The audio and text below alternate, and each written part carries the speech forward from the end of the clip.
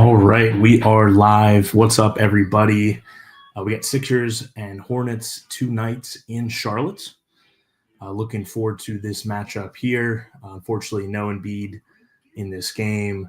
No Jared McCain out with a torn meniscus. Really sad news there. No Caleb Martin. He's been dealing with some back issues there. And no Dembona tonight for the Sixers. So if you're in the chat, let us know. Or let myself know. Justin is unfortunately away right now, so we will not be hopping on this live stream for the first game. Wanted to try it out, kind of react live with all of you during the game and everything. So really looking forward to that there. So game may be starting in just a few moments here. Starting lineup for the Sixers. Like I said, again, no Embiid, no McCain. We got Maxey, Oubre, Paul George, KJ Martin, and Drummond. So you're going to be seeing a lot of Andre Drummond, for better or for worse. Up to you guys what you think there. He's struggled a little bit. He's going to have to play series minutes. Him and Yabusele, you really got to pick up the slack, especially with no Dembona tonight and no Embiid. So you're going to be seeing a lot of Drummond, a lot of Yabu. They're going to play some very important minutes for your Sixers. KJ Martin also gets the nod. He's been hot recently for the Sixers. And then Paul George, Maxey, and Oubre will finish out your starting five there.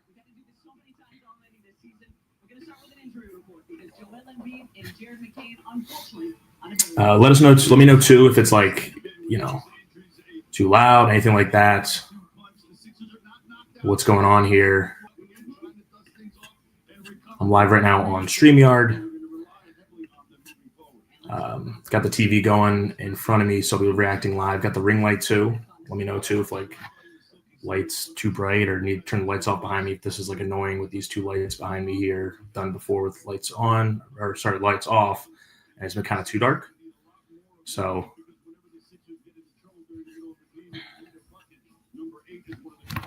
excited for this one. LaMelo Ball is back for the Hornets. He missed 7 straight games for them with a calf injury, and he is going to play tonight.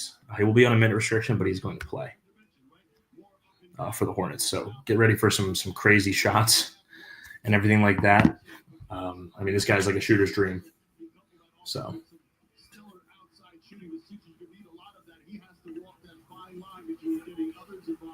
and you know who else played well against Charlotte so far this season? May we. There we go. First shot, Yabusele, 20 points, 8 rebounds, and the Sixers 0-2 win over the Hornets in South Philly. More from Buzz City coming up after this. You know I'm a dreamer, but my heart's just one more night, and I'm coming on this.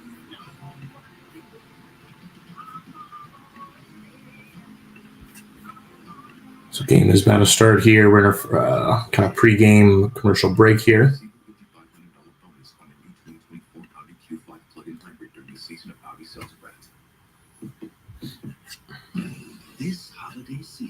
Appreciate everyone that's also shown love to us. We're getting close to our first 100 subscribers. We're at 78 actually last time I checked. Hit 76 earlier today. I had to post a head up for the 76ers. So we're less than 30 away to our first 100 subscribers, which is kind of crazy since we just started posting on this a little over a week ago. So super excited about that. We are going to be giving away, again, $25 for every 100 subs. So until 1,000. So you'll have 10 different chances if you do sub. If you're one of the first 100, you'll have 10 different chances at that 25, and there could be certainly duplicates for that too. Sorry, honey. Now, Mom? But you never asked. Time is now.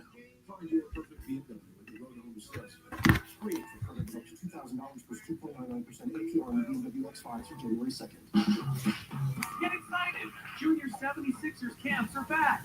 Junior 76ers camps, presented by Pure Fuel. Get excited! Join us this summer at the #1 camp in the NBA. Plus, Junior 76ers Day Camp will be touring the Delaware Valley this summer at over 20 locations. Players will learn the fundamentals of the game and how to play the 76ers way. Join the 76ers team today by registering at junior76erscamps.com. Let me get this right. You're saying Boost Mobile is now a major network? Yes, but better, more affordable. Now write that down. You're telling me the new Boost Mobile's got 5G towers? Thousands and thousands, actually. And we've also got nationwide coverage? 99% of the country. Where's the 1%? Nonsense. Stop bringing up my mom. We're proud to announce unlimited talk, text, and data starting at just $25 per month forever.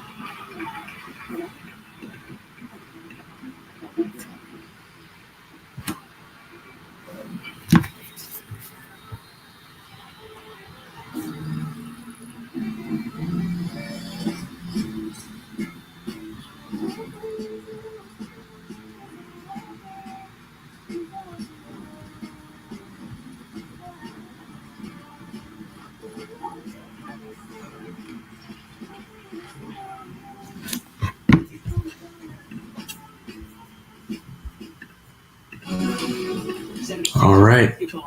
Back at a commercial break. Should be starting here in just a moment. Sixers sitting at 7-16. Could really use a win. You're going to start picking up some wins. As easy it is to make the playoffs in the NBA, to get the 10 seed to be able to have a chance in the play-in.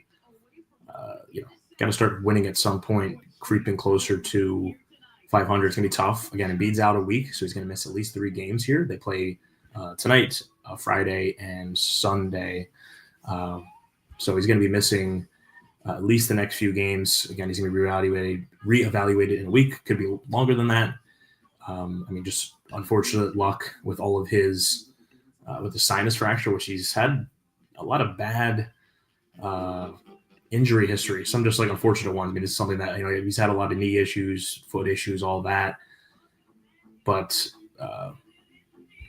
something like your face is just unlucky, right? Like no matter how good of shape you're in or what your health situation is, like your face is your face, and stuff like that, whether it's an orbital fracture or a sinus fracture that he had, it can happen to anyone anytime. And unfortunately the player's hand just dropped down, smacked Embiid to the face, and happened. So it's not something that can be avoided or planned for, anything like that. So he's going to miss at least the next few games. Hope to have him back soon again, because you're going to rely on Drummond being your starting center and Yabusele playing some big minutes too. So, Hornets are sitting at 7-18, so actually right behind the Sixers in the 13 spot. So they've actually played 2 more games than the Sixers, and they're 2-9. Yeah, 2-9 on the road, 1-9 at home. So they're bad in both. Sorry, 1-9 in the last 10. Sorry, they are 5-9 at home. I was like, that doesn't add up. Let's go Sixers. Shout out to Liv. Yes, got a ring light. It's probably bright. Yeah, it's probably blinding you right now. But got a little ring light. Got a little tripod here. It also comes with a clip I can put on my computer if I really wanted to. But I kind of like it next to it as a light. So like, there's a difference, like for sure, because this is on. Oh, that's on. That's off. So it definitely looks a little bit better there. Again, I don't know if it's better with the lights like on or off here. Probably just too dark. I need some more light if it's like that light's going to be off. Even though it is annoying with these 2 lights in the back.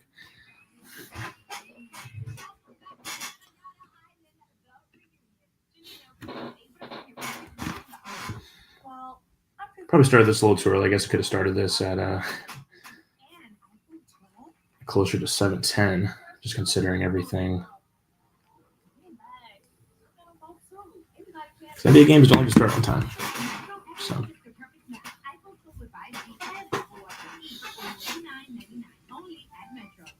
Hey, my treat today. I don't think they'll take that here. Of course they take Discover. You're stuck in the past. I'm like, me. You look right. Discover is accepted at 99% of places nationwide. Sixers fans, keep up with your squad even when you are the one that's on the go with our NBC Sports app. Presented by Lundy Mall. Injury awareness. Golden State today here in Charlotte.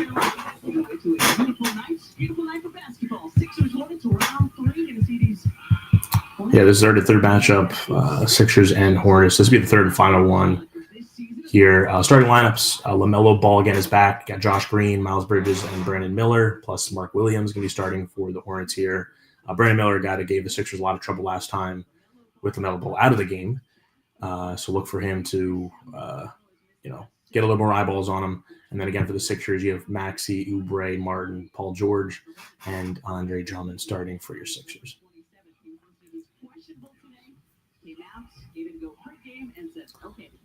Yeah, LaMelo Ball missed 7 straight games. Just questionable coming into this with a calf injury and got the green light. So he's going to be on a little bit of a minute restriction for the Hornets. We'll see what that is, 20, 25 minutes. We'll see what that ends up being. But be ready for some chuck shots. LaMelo Ball doesn't really have any shot selection. His shot selection is shoot the ball, no matter where it is. All right, tip off. Sixers win it right to Oubre and right in. Wow. Could not draw up a better start right now for the Sixers. Take that 2-0 lead. So, hey, stop the count. That's a dub.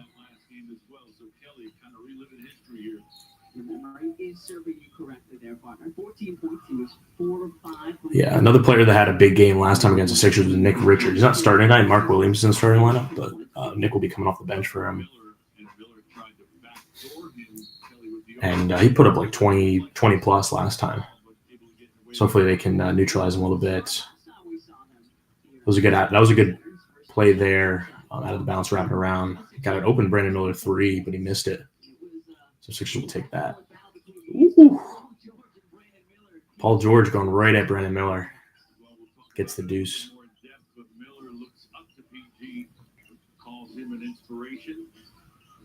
Miles Bridges available for the Hornets for the first time against the Sixers this season. He's number 0, top of the key right now. They get it out to him in those red shoes.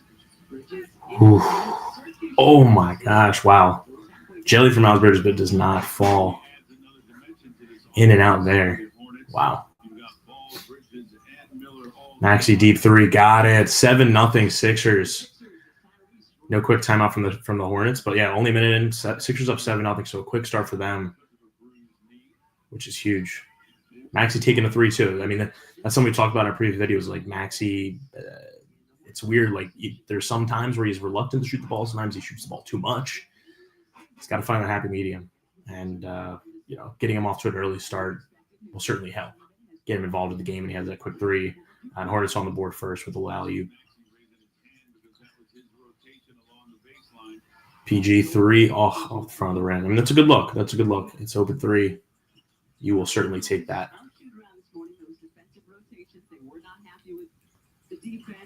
Brandon Miller, quick 3. He's got a quick trigger. You got to get out there on him. Yeah, last time Sixers played the Hornets, LaMelo was not playing, so you could focus more on Brandon Miller. He still had a great game. So, I don't see why he can't have another, huge game from him. He's just – his development as a player has just been unreal. LaMelo, little floater off the back of the rim. Got to get these rebounds. Ooh. Second chance points. Hornets just got a little kick out to Miles Bridges off the rebound for a 3. Noah asking, what's up, Noah? What's the score right now? It is 8-7. Hornets are up. Yeah, Miles Bridges just hit a 3 to take the lead. 9:24 left in the first quarter. So we're less than 3 minutes into the game right now.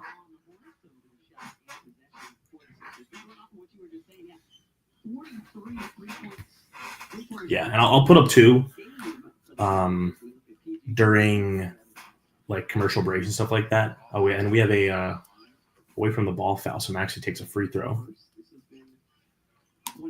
Tied up 8. I'll put up during commercial breaks the score and everything like that to keep people updated. I know there are ways to bring the score up onto the screen. I'm not going to show the game for copyright issues and all that. I'm just watching the game in front of me. I would certainly love to show the game or like that, but there's certainly ways where I can bring up the scoreboard onto the screen. I'm just on the free version of StreamYard. Certainly will upgrade that eventually to a paid version where I can do those things and bring more stuff onto the screen, like the scoreboard. So if you aren't watching it, you can keep track of that. even though I'll try to do my best at it. And Paul George just hit a fast break too to give them the lead 10-8. What's up, Jay Baldwin? Appreciate you guys. I know you got a few of you guys, Noah and Jay Baldwin. You guys have been hopping in some of our recent videos. No Justin today. He is out. And definitely due to injury. I'm just kidding. He's on vacation right now, so he's out for the next week. So you're just stuck with me here. But wanted to try out going live for a game. Haven't done that yet. We've done a few lives, which I know some of you hopped in already. But wanted to try going live for a game, since that's like one of the main reasons we really started this YouTube in the first place. All right, 12-8 Sixers. Maxey 3 in transition. Got it. 15-8 Sixers. Quick start to the first quarter. Only 4 minutes in. 15 points for your Sixers. So on track for a big first quarter here, which is huge. Huge because this Charlotte Hornets team, they score. They don't play a lot of defense, but they score. And that's something the Sixers have not done a good job of this season. They're averaging 105, 106 points a game. One of the worst scoring teams in the league. So not good there, actually. Let me add in a banner real quick. Let me see if I can do this quickly. Yeah, Sixers 15 to the Hornets 8 right now. Let me add this. I guess I could add more to it. Yeah, 15-8 in the first commercial break. Like I said, only 4 minutes into the second quarter. We have a question here from Olivia. Can't believe McCain out with injury. Yeah, I mean, it's just so unfortunate. I mean, this is a guy that was the rookie of the year. He was in the lead. For the rookie of the year. One of the only bright, we talked about this previously, he was like one of the only bright spots for the Sixers. Huge spark plug for them. And it was kind of out of nowhere. Like he did get you could see he got injured during the game, but it looked like, he took like just a kind of a routine check with the doctors. Didn't seem like anything serious, and comes out getting, hey, he's got a torn meniscus and he's going to be out indefinitely. So they're going to need scoring to come from elsewhere. Now that they've had a lot of scoring help this season, but they're going to need some help from some players. Noah's saying, do you think McCain will make a return this season? Good question. Yes, I do think so. Luckily, he didn't get like a torn Achilles. That's something that can really derail your career. You're going to be out for a long time with that. Torn meniscus isn't as bad, and luckily the NBA season is super long. So, you're going to be you hope you're playing like in June into July. Make the NBA finals or something like that. So got a lot of time for that, a few months for that. So hopefully McCain can make a return for that. Jay Ball, yeah, Maxey's got the hot hand so far. 2 quick threes for him. Like I said, it's important for him to get off to a hot start because he is really one of the, he's going to have to step up a lot. No Embiid and no McCain. I mean, 2 of your 4 top scorers are out. So you're going to need Maxey to step up. He just got that big contract, and rightfully so, but this is why you pay him the big bucks. This is why you give him the max contract, is to step up in games like this. I'm not saying the Hornets game, this Sixers Hornets game, is the NBA Finals by any means, but that's why you give him the big bucks to win games, to put up 20, 25 points, whatever is needed for this team. And he's going to have to take more shots out there, especially with these injuries. Probably not unless he has incredible. Yeah, I mean, it's a long season, so I'm holding out hope. He's a young guy too, so there's the whole thing, like he should be able to recover faster than like an Embiid, for example, who's a little bit older and bigger and everything like that. But we'll see. But he could still win Rookie of the Year, right? No game restrictions. No, he's not going to be able to win Rookie of the Year for that. It doesn't even matter if there's game restrictions or not. I mean, he's only played. We're only a quarter way in the season, so like every other rookie is going to be playing a lot more. There's no way. I mean, Embiid, his rookie year, he had a great rookie year. He averaged like 22 points per game, but he only played, I believe, like 30 or 40 games. I don't even know if he reached 40 games that season. And that's why he didn't win Rookie of the Year. He played a lot better.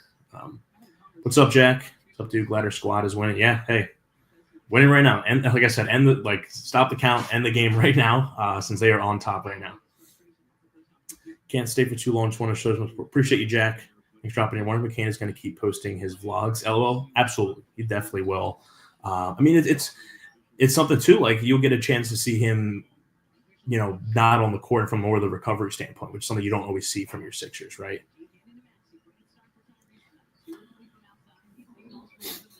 Like one of the first players to do was Matisse Thybulle, right? I mean, Matisse Thybulle wasn't like the greatest player, but it was cool to see kind of that behind the scenes. And it's just so much more popular now, not just in the NBA, but like my head goes right to Hard Knocks, right? Like they just came out with the in-season divisional with the NFC North, or sorry, AFC North, where you kind of get the behind the scenes. So it is cool. Just happens a lot more now in sports, and absolutely McCain will keep posting. It's not like he can't post on YouTube anymore for that. He may not be doing as many dances just because he won't be as mobile, but I'm sure he'll be giving everyone like an inside look on his recovery. Score update: Sixers up 17-10.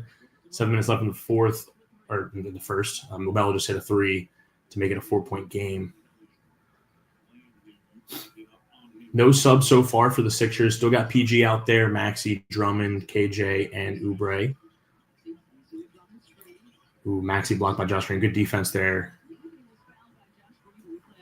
100% will keep posting. Yeah, absolutely. Not able to turn the game on. Just want to know who's killing it and who needs to step up in the start of the game. Max is killing it so far. He had 2 quick threes in the game, and he needs to keep killing it because, again, he's going to be – you could argue he's the number one option right now. Whether it's PG or Maxey, like they're kind of 1A, 1B for this team with Embiid out and McCain out. So, you need at least one of them to step up. Both of them step up great, but you need at least one of them. Maxey blocked again.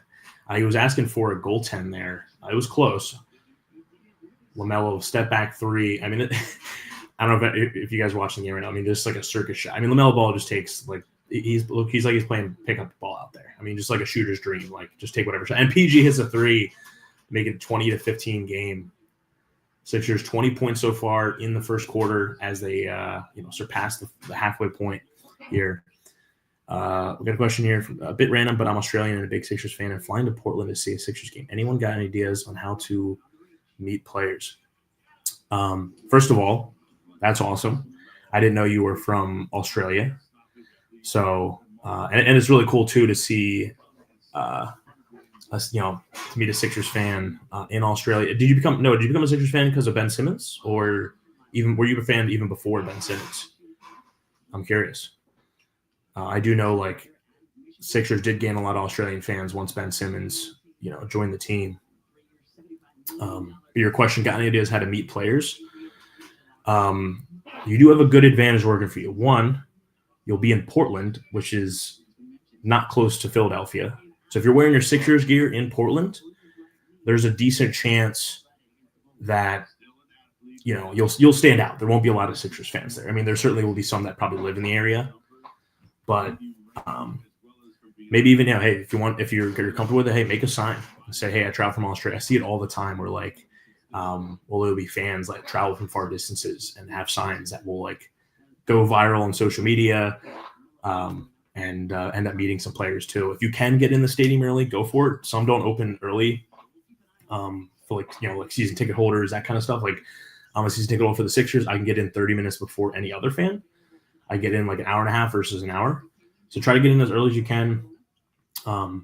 Sometimes too, like if you get in there early, you can go down for like shoot around. There's not a lot of people there. You'll be in like visible view to some of the players, maybe near a tunnel, all that kind of stuff too. So I would try those things. Try to get there early.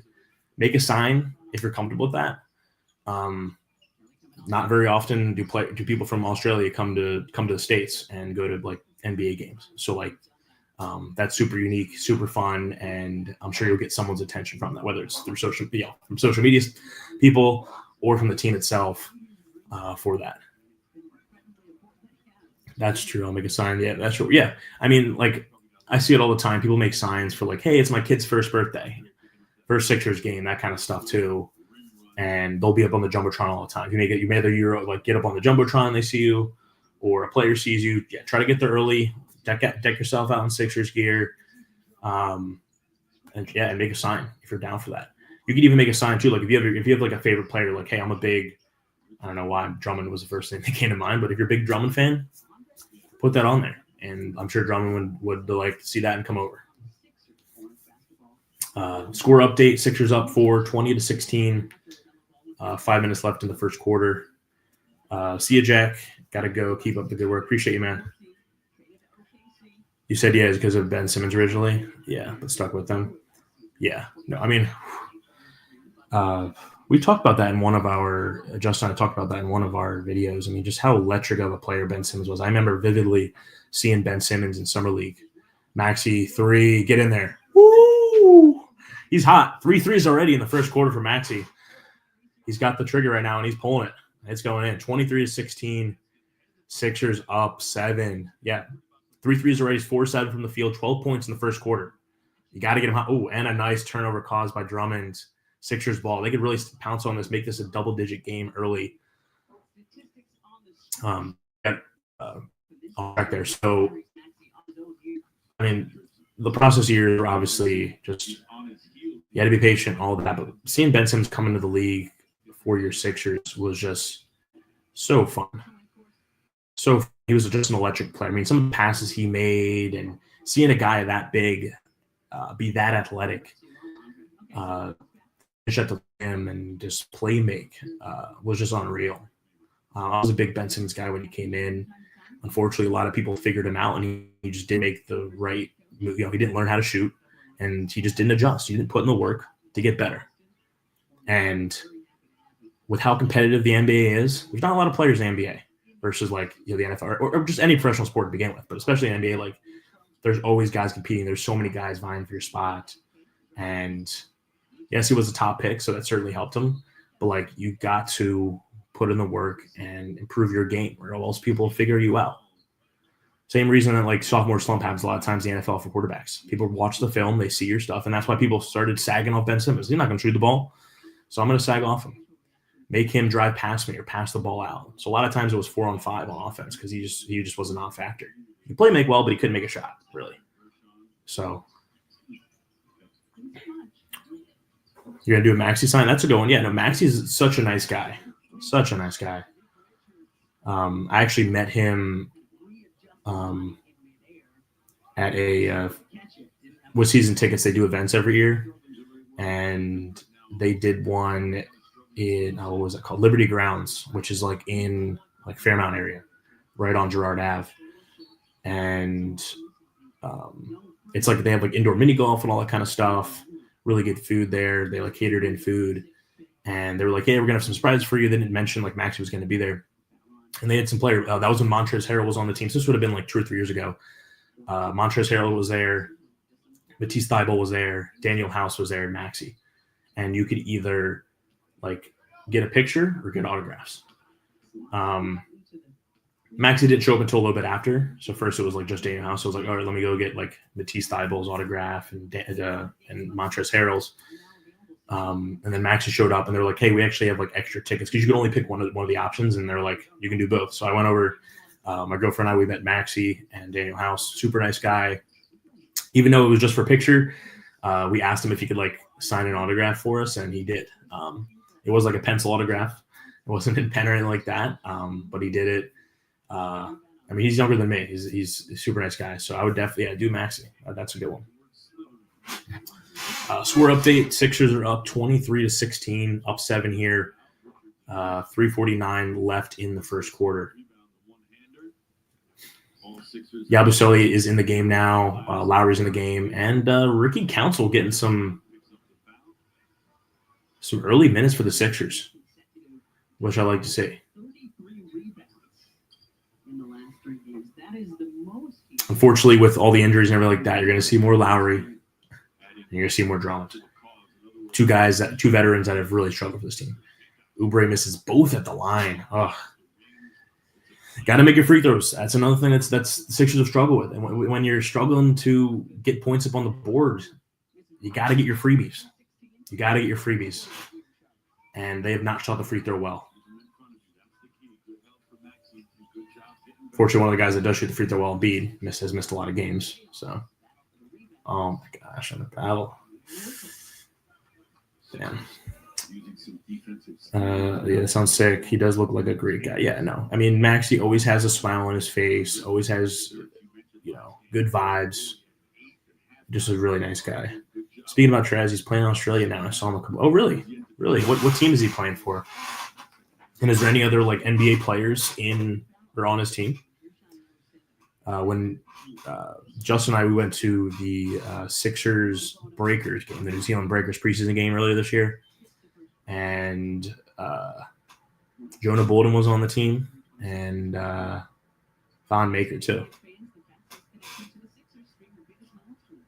which is pretty cool. Fallon was hurt, so he wasn't playing in the game, but Joe Naboan was playing in the game. It's cool to see him, ex-Sixer there.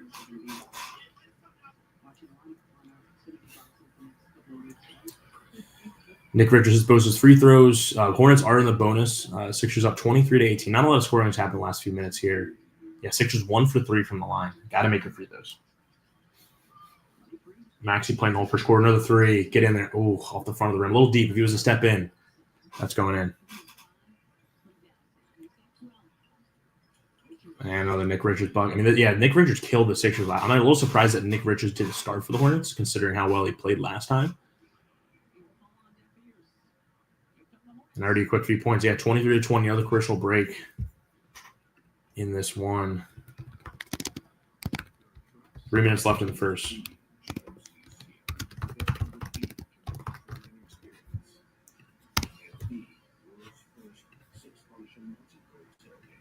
As I'm trying to add these banners as we go here.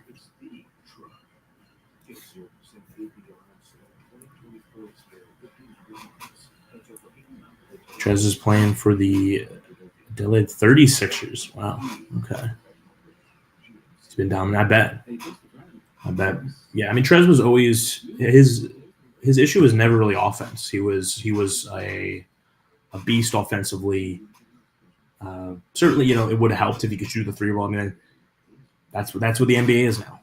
You got to be able to shoot 3, spread the floor, 5 out on offense, especially even big guys. Doesn't matter. You got to be able to shoot 3 ball. That's just how the NBA is. And he couldn't really shoot. He couldn't shoot 3 ball, and he was a negative on defense. So, would like to see him on an NBA team. He was a good player, a solid player. So I'm not surprised he's dominating in Australia right now. I mean, I even saw something yesterday. Tremont Summers, who was in the G League for a bit in the NBA, put up a 50 bomb. He's playing in some Japanese league. I mean, there's just so many leagues out there internationally outside just the NBA. I mean, NBA is the golden standard, and there's only so many spots, right? You got 15, 17 spots on each NBA roster, 30 teams. Do the math. You're looking at 450, 500 players in the NBA versus there's 52 people on an NFL roster, 32 teams. That's 1,500 players. So there's 3 times the amount of players in the NBA or in the NFL as there are in the NBA. And MLB, there's 26 on an active roster, So, there's about 10 more people, 10 more players on each team. That's a few hundred more for every single player. NHL.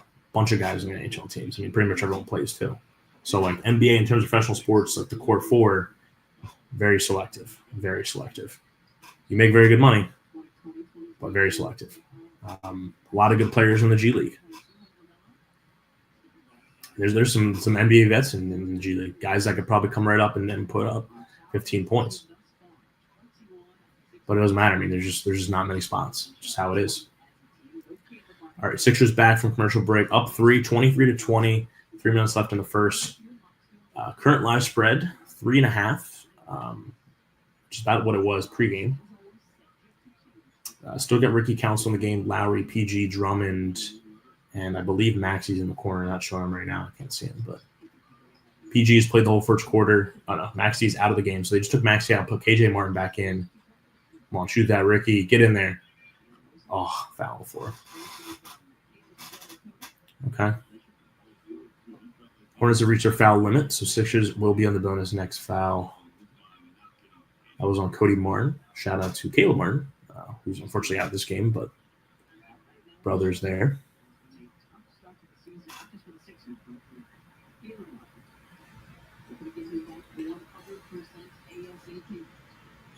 Come on. Find PG. All right, here we go.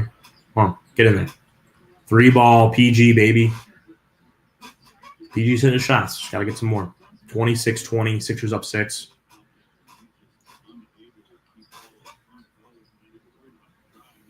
Sixers got a kind of a small lineup in right now. They do have Drummond in, but a bunch of wings outside of that and Lowry.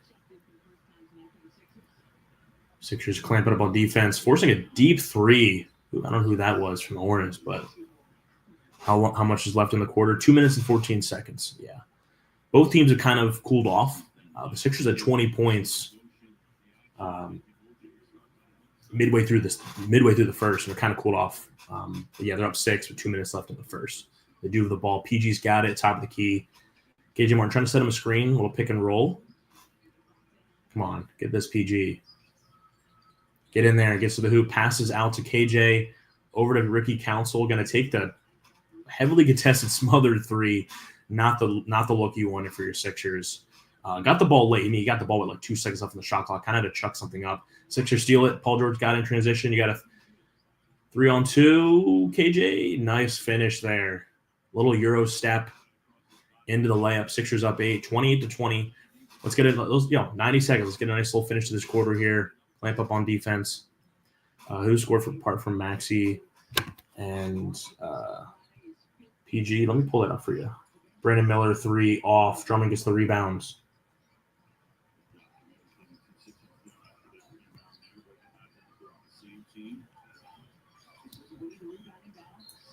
Wow. Wasn't even reflected. PG just throws it right out of bounds. Yeah, and I'll pull up too. In between quarters, I'll pull up like the box score on my computer too, so you get a better look at it. To answer your question, no one has scored. I was like, look, yeah, PG is 12 and Maxey have 12. So they have 24 of the 28 Sixers first quarter points. Actually, let me take off this banner. I don't know why I still have this on. I'll put it up at the end of the first once we have like the final score of the first quarter. Yeah, PG and Maxey combining for 24 of the 28 points, and then you have a bucket from Oubre and a bucket from KJ Martin. That's all you got right now. Oh, I don't know about that foul. LaMelo's going to head to the line for 2. Putting a hit in the face, I don't know about that, though. What are your thoughts on Kate and Allah? Good question. Haven't gotten one yet. Appreciate that question, Jay Baldwin. I mean, Allah's been here for a while. Was here for Zoomoff. Shout out the GOAT, Zoomoff. And I know some people hate on Kate. I don't mind her. I think it's just tough, too. Like, to fill those shoes of Mark Zoomoff is really tough. Mark Zoomoff, just a goated, commentator, play-by-play, and he had a lot of chemistry with Allah because they worked together for many years. So she has a lot of shoes to fill, and it's tough to compare her to Mark Zoomoff. Allah gets redundant at times. I like him as a Sixers fan that he is biased, but at times he's a little too biased, It's fine. It's cool. But he could be a little repetitive times. I think it's fine. I mean, they could certainly both be better, It'd be cool to have maybe a fresh face in there instead of Allah. But they're not going to get rid of him. Yeah, definitely agree with Zoomoff. Yeah, Zoomoff was the GOAT. Like, no matter who was put in there, whether it was Kate or somebody else, like, really good, it doesn't matter. Like, you have big shoes to fill, right? Just like, Bill Belichick leaving the Patriots, right? Even if Mayo was doing a great job with the Patriots, it's still not Bill Belichick, right? So, like, it's always tough to fill those shoes. And, two, like, she's a female. And in the sports media world, it's tough. There's not a lot in there. She's done stuff for, like, in the NFL. She was in the Madden game. So she's been PG, step back 3, puts him up 10, 15 seconds left in the first. Shot clock is off. Hornets got the ball here. LaMelo with the ball. I'll get back to the comments just a moment after this end of the first here. 6, 5, 4. Trey Mann, step back. Little jumper, gets it. All right, Sixers got 4 seconds. Let's get a shot off here. Lowry bringing it up. Almost goes in. Had 2 seconds left, so Lowry could have probably gotten a little bit closer there, but nonetheless, almost hits like a 35-foot 3 there. Sixers up 31-23. Let me put that up there. Sixers 31, Hornets 23 at the end of the first. Let me share my screen here,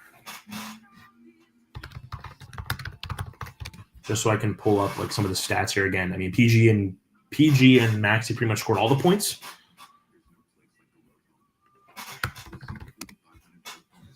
But we can get a better look here at some of the live stats for your Sixers.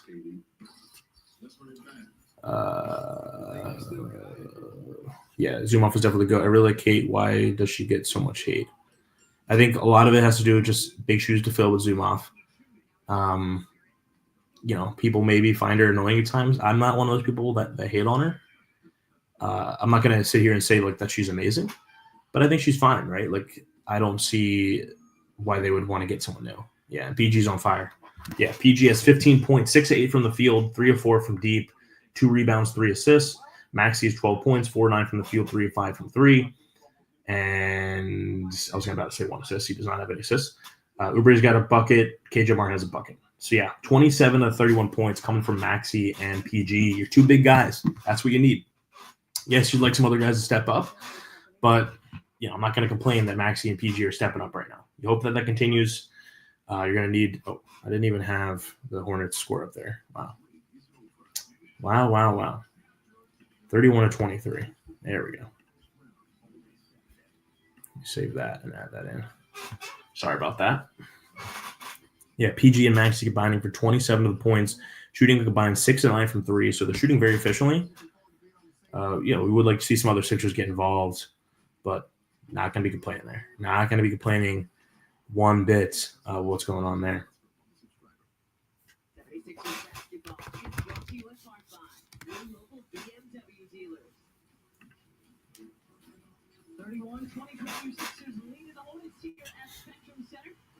About to come back from commercial break here in Charlotte.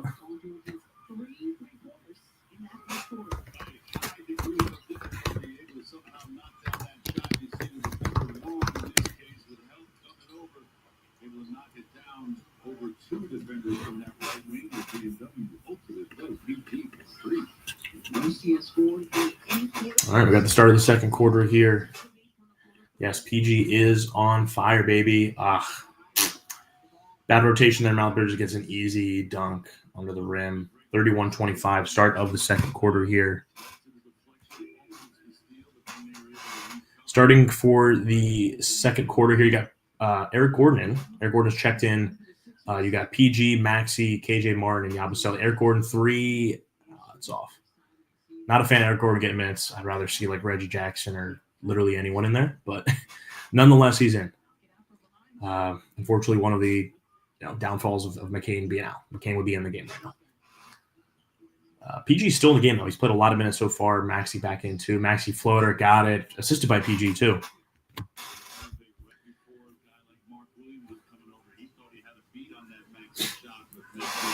Yeah, we do have to watch Eric Gordon hoop, unfortunately. Won't be a lot of hooping. There'll be a lot of bricking. I'll tell you that much. Ooh, PG takes the charge.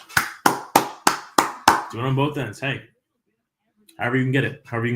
Not that I'm a fan of how charges are called now, because it's very subjective. Not objective. Very subjective now. But hey, I'll take it when it goes Sixers way, baby. Get Bona or Justin Edwards. Unfortunately, Bona's out right now. Yeah, I would love to see Bona in there. Justin Edwards has been balling in the G League, but I don't see them bring him in there. PG, step back, off the front of the rim. 33-25, Sixers up 8.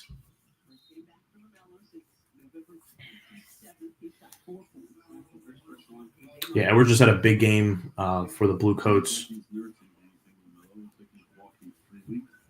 But that's the thing. Again, like back to what I was talking about earlier, just how competitive the NBA is. Like, you'll have like Justin Edwards come to the game, for example, and he can't do anything in the NBA. And then he'll go in the G League and drop 35. Or like Lester Quinones, who was just like earlier in the year, like cut by the Sixers. He'll put up 25, 30 in the G League. Doesn't matter. Let's go to show you just how much more competitive like the NBA is versus like some of these other leagues, whether it's internationally, whether it's the G League, you name it. It's tough. It's tough. Give Justin Edwards minutes for his birthday. Yeah. Hey, I'll be for that. Like I said, I'd rather have like Reggie Jackson in there or just give it to like, a wing or something like that. Not sure why Eric Gordon's coming to the game. He cannot play defense, and literally all he can do is shoot, and he can't shoot right now. He cannot shoot. I know, like, shoot or shoot, and, the only way to get out of a slump is to shoot the ball more, but, like, I think it's been, like, multiple games since he's made a shot. A lot of people forget Justin Edwards, number 3 recruit in his class at high school, ranked higher than McCain. Yeah, Justin Edwards is a huge recruit out of high school. Yeah.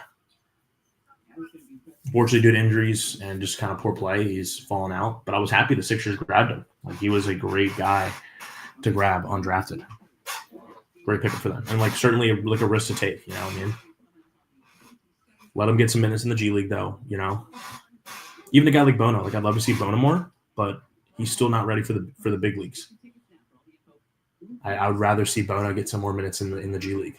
I'd rather see Bono get like pretty much play the whole entire game in the G League rather than get like 10 minutes in the NBA. Gets into foul trouble quickly, which is one of the same issues that like B-ball Paul has. It's going to happen a lot to big guys, especially rookies.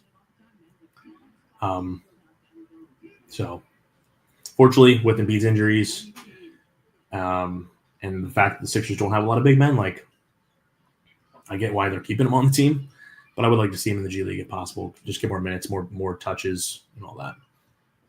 Which he has played a little bit in the G League, and he's balled out. So, why doesn't Darius Bazley get a run this season? Why with the Sixers? He's a blue coat, right? He's just old. His time has kind of come and gone. How old is Darius Bazley now? I want to say he's like 28 now, which is kind of crazy to think about, but I think he's like 28. I was 24. I don't know why I thought he was older than that. He's had his chances. Darius Bazley's had his chances. He just hasn't taken advantage of it. He's another guy who like can't really. He's 6'8" and he can't really shoot the ball. Like you need to be able to shoot the ball, spread the floor. You miss B-ball Paul? Yeah, he just got axed by the Pistons. The Pistons, I think it was like January 10th. I think they had to get rid of him, or else his like contract was going to be guaranteed. I think he was going to be owed like $8 million or so. So I don't fault the Pistons for getting rid of him. With the Sixers injuries and lack of play, I wouldn't mind giving him some minutes. They're more than likely going to have to trade for him because he'll probably get through because no one's going to want to like pick him up for that contract. So he'll probably end up going to like waivers, and then some team will pick him up. I think there's got to be one team out there that'll pick him up on like a cheap deal, like a minimum for the rest of the season. I don't see why a team wouldn't pick him up and give him some minutes.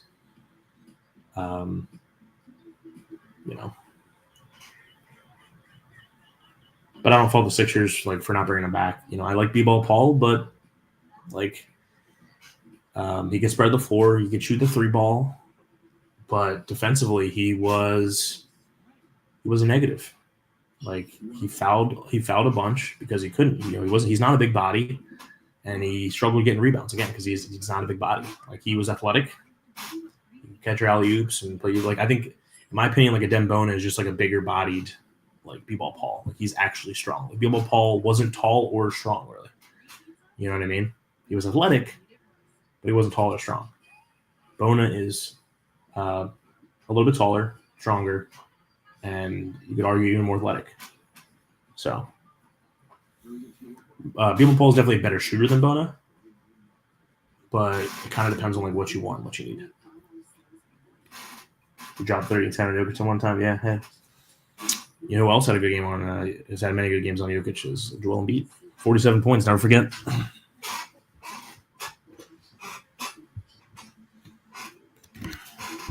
Just another game kind of break here. Sixers up 33-26. PG's got 15 to lead the way for your Sixers. Maxey with 14. And still only 2 other guys on the Sixers with buckets. Kelly Oubre still has a bucket. KJ Martin's bucket. Nobody else still. Kyle Lowry 0 for 1. Ricky Council 0 for 2. Eric Gord 0 for 1. So those 2 guys have taken 20. Maxey and PG have taken 21 of the 27 shots for your Sixers. Not complaining. That's how it is right now. And then for the Hornets, Bridges has 6, Mark Williams has 5, LaMelo has 4, Brandon Miller 3, Josh Green 2, Nick Richards has 4, and Wong has a deuce. So kind of a collective effort from the Hornets. Not so much for the Sixers. It's all PG and Maxey right now. Do you think Embiid would have 2 MVPs if he didn't get injured last season? Yeah. I mean, Embiid arguably had the best year of his career last year. If you get rid of injuries, I think he has a good case for MVP. And it's so annoying because people don't even want him to have even just the one in MVP. They want to take that away from him because he cried about it and yada, yada, yada. Bunch of hoopla, bunch of bullshit. He had an amazing year.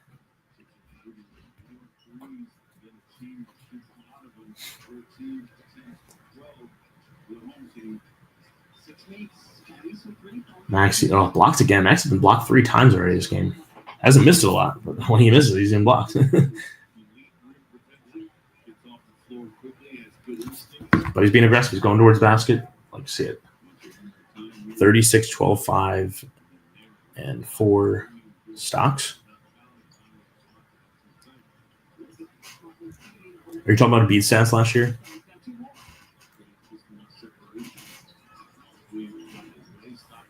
Yeah, Charlotte has 5 blocks right now. Sixers 0. Sixers up 9, 35-26, 8 minutes left in the first half. Yeah, no, Embiid put up crazy. What was the 4 stocks? He definitely didn't average 4 blocks. I don't know if you mean what's the 4? Oh, Max, another tough layup there, moving. Puts him up 11.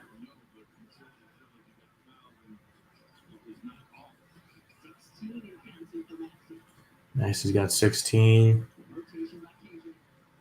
KJ Martin. Wow, good defense from KJ Martin. Did not get bullied down low by Mark Williams and pass off to Miles Bridges for an easy one.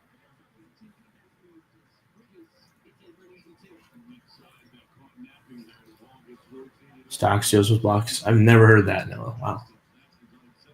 I've never heard. I like that though. I like that.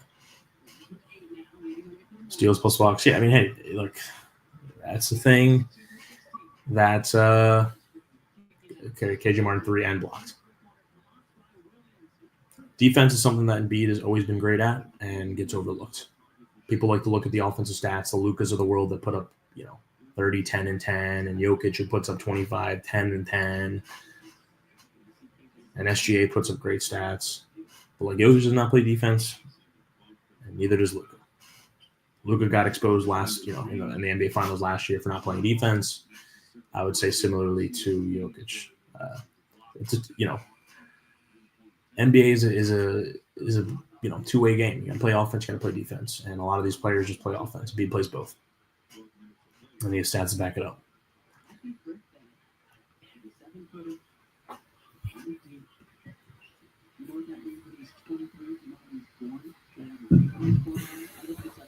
Sixers up 37-28, 7 minutes left in the first half.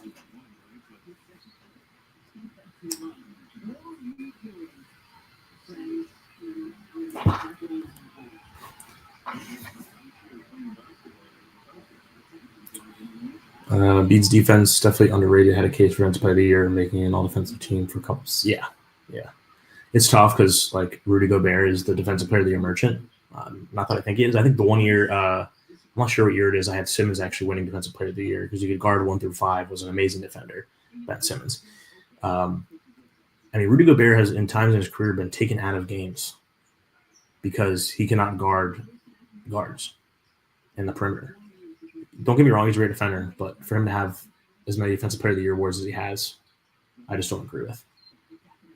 So, that's one of the many reasons why Embiid hasn't made offensive team. There's like a lot of other good defenders in the league too, especially at like the big position. Embiid's definitely at one of the top. I'm not saying he doesn't take off possessions on defense because he certainly does at times because he has to carry heavy load on offense. But he's a big presence down low, and the Sixers definitely miss him when he's not on the court on both ends. Especially offense, but like on defense too. Like you can get away with playing like some of these smaller guards. Like Maxey's not the greatest defender, but like you can get away with it because if Maxey gets blown by, like Embiid's there. And whether he's blocking shots or not, whether it shows in the stat sheet, like he is a big presence. And he can time blocks well, get a hand in your face, and he moves well. He doesn't move as well as he used to with all his injuries, but he still can move decently well. And he's a big body, too. All right, here. Sixers passing the halfway point of the second quarter, 37-28 still. So playing good defense. They haven't given up 30 points yet. Playing good defense against Charlotte. Would like to see a few more buckets in there, but can't have it all. I feel like Maxey has improved his defense, though. Yeah, no, it's something that's going to come with time. He's still very young.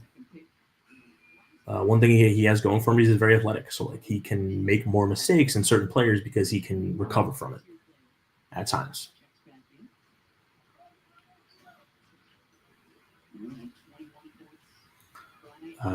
But Maxi's not like he's not the tallest player, not the biggest player. It's a wing dominated league a lot of times. So like is Maxi going to be able to lock down Tatum? No. Is he going to be able to lock down Jaylen Brown? No. Is he going to lock down some of these other like wings in top wings in the league? No, not going to be able to do that. PG got a foul, head to the line. He's down the ground grimacing. Hopefully he's okay. I think he just kind of fell a little hard there. Yeah, no way. Cannot afford any more injuries. They're cursed enough. Oh, we got hit right in the. That should be. They got to look at that for a flagrant hit in the face. Did he not? Did he not just get in the face? I think he's fine. I think he just kind of. I mean, he got whacked in the face. I don't know if I missed something there, but he looks fine. He just got hit hard, hit the ground hard, like that. Yeah, he's just an old man. Maxi heads to the bench. Sixers up 11. PG is gonna go to the line. Hopefully, it's 2 here. Again, gotta make your free throws. Gotta get your freebies. We got Kyle Lowry and Eric Gordon in the game. Oh, missed the one. Oh, Drummond almost got the offensive rebound off that, but barely missed that. So you got Drummond, Oubre, Gordon, PG, and Kyle Lowry. So in terms of guards, absolute barbecue chicken right now, Gordon and Kyle Lowry in, but hopefully in these few minutes with no Max, he can get away with that. Nick Richards, another bucket. I mean, yeah, Nick Richards, man. Sixers killer right now. Sixers killer. Scared me, yeah. Are you normally able to watch games now? Are you able to get on like a Stream East or like in Australia? Because I mean, obviously, unfortunately, you can't get like NBC Philadelphia like I'm watching on right now in the Philadelphia area. Like, are you able to like sometimes like illegally stream it or watch it somewhere, or are you mostly just getting like kind of highlights and like looking at the box score and stuff? Still can't believe PG is a Sixer. Yeah, I mean, biggest free agent they've gotten in a long time. Hope you can put it all together. It's not been the start of the season that the Sixers have wanted, but there's still plenty of time. They're only about a quarter of the they're only a quarter way in the season. Still got plenty of games left. Just need to get back healthy and stay healthy, and some players to step up a little bit, which PG and Max are doing right now. Which they've struggled this year. So like, need some more of that.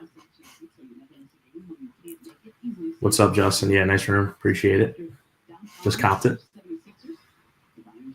Yeah, Justin's away on vacation right now, so unfortunately is not live with me right now. But wanted to test out going live for games. So we had a good crew in here so far. Shout out to Noah. Shout out to Jay Baldwin. Shout out to Jack. Shout out to everyone. Olivia that has hopped in here and been like commenting. I know some other people hopped in, but like commenting and all that. Appreciate you all. Really, really. Like it would not be fun without you guys. Like me just talking to myself, talking Sixers and watching the game wouldn't be very fun. So you guys make this possible. As Cody Martin hits the three. 41-35. Charlotte has cut the lead down to 6. 4 minutes left in the first half. You're gonna need PG to get some buckets because you're not gonna be, you're not gonna get much from Gordon or Drummond or Lowry. Just saying that. PG drives to the hoop, pass off to Drummond, get that in there. Nice. Wow, what a pass from Paul George. Great drive and dish from PG, baby. 43-35. I can watch games either on KO or illegally streaming it. What's KO? Are you talking about cable or what's KO? Jeez. You brought up a few things. I feel like I'm just like uncultured and like don't know. It's easy because games are usually midday for me. Yeah. Fully healthy. I got league pass because I live in Virginia. Okay. What's up, J-Ball?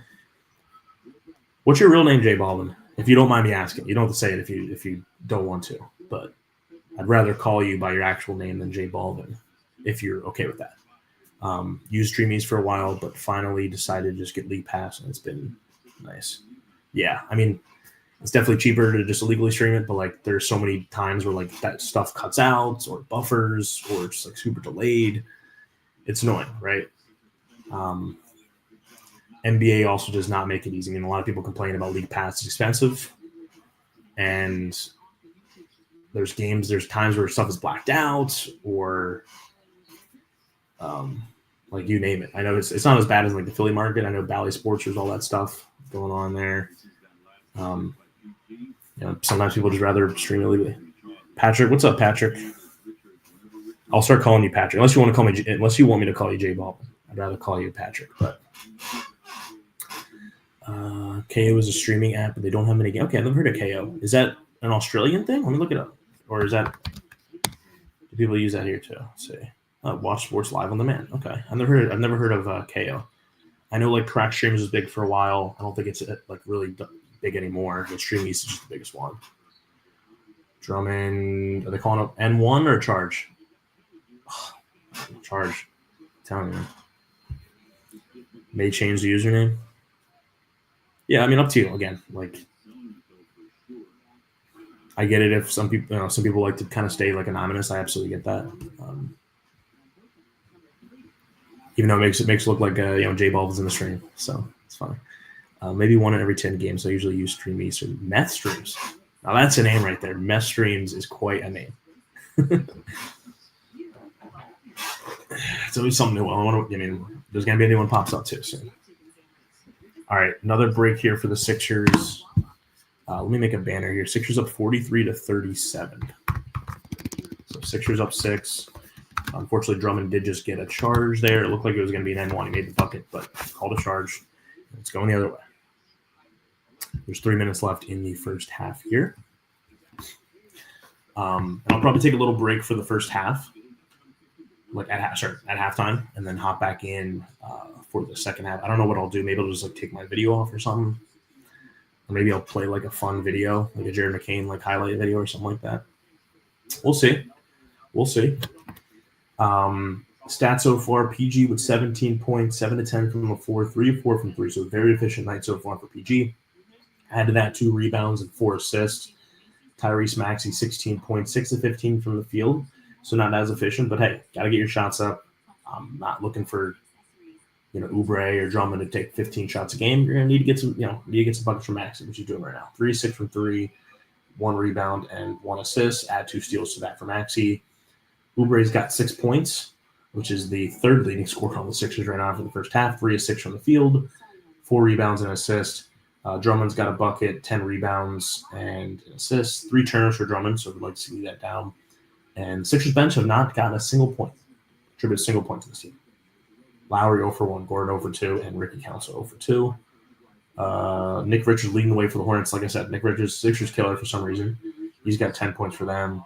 Bridges 8, Williams 5, Ball 4, Miller 3, and Josh Green 2.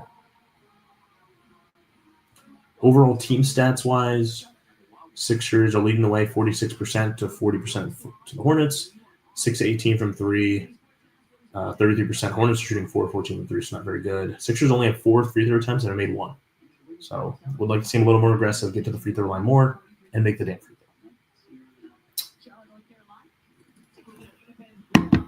See you, Noah. Appreciate you hopping in here for that. Keep up the good work. Appreciate you, man. We'll do more of these. This is the first one that we've ever done. Unfortunately, again, Justin can't be here for this, so it'd be a lot more entertaining with him in there. I can only be so entertaining for these, and you kind of stuck with me for that. But we'll be back next week. I don't know if I'll do. I know they play a few more times. They play Friday. They play Sunday. So potentially go live for those 2, depending on what I'm doing, everything like that. But definitely want to do more of these, and then we'll come out with other videos. Whether it's other live streams, just talking Sixers, 45 minutes to an hour, or doing just like uploaded videos too. We came out with one on Friday about the new arena, Justin and I. So go check that out if you haven't already. They actually have the final vote this Thursday for the arena. So it's probably going to pass. They'll probably get approved for it. It's just going to be up to like permits and funding and figuring out all the logistical stuff. But like in terms of approval, probably will go through. Maxey misses a 3. Offensive rebound by Oubre. Get it back. So thinking 3. Passes off to PG. Can he get in there? Ooh. PG, baby. PG's got 20. 46 to 37 Sixers up 9, 2 minutes left in the first half. Sixers on the floor. You got Maxey, Yabusele, Lowry, Oubre, and PG. So PG's played a lot this first half. How many minutes has he played? 17 minutes. He's played a lot of minutes, most of the Sixers so far. Maxey with 15 and Oubre with 16.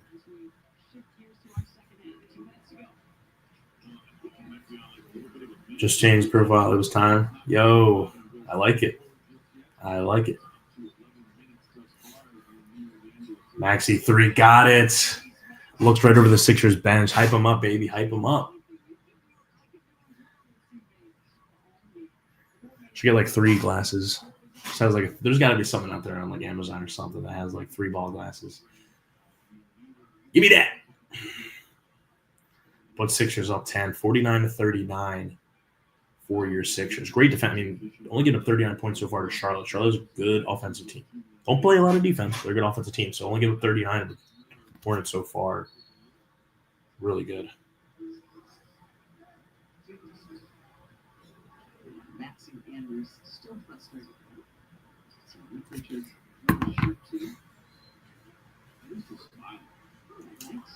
Hornets in the bonus. Nick Richards to the line. Sixers killer, man. Ooh. And he makes his free throws, too. PG is now 10th all-time in NBA history in three-pointers made, 2,283. Wow. I don't even think I can count that high. Take me a little while to count to that number. So, shout out PG. Congrats to him on that. I'll probably put up a post about that at halftime. And Kleiman, too. Hey, we're going to need a lot more of those three-pointers if the Sixers are going to make a run. Something that, Tobias Harris didn't do a lot of or a good job of. Like, he did not really shoot threes. Come on, count it. They counted for the shot. Max just did a 3, but yet let's see here. There's a foul on the floor on Cody Martin. Probably going to replay this to see if Maxey started his shot before or after the foul. Hopefully it's after. Or else that three-pointer is a count. Let's see here. Yeah, Cody Martin runs through Yabusele. I don't know if they're going to – I think the foul happened before the Maxey shot, unfortunately. At the very least, it stays Sixers ball. But you take away the 3. Let's see. It's probably only going to take 25 minutes for the refs. They like their quick reviews. Not really.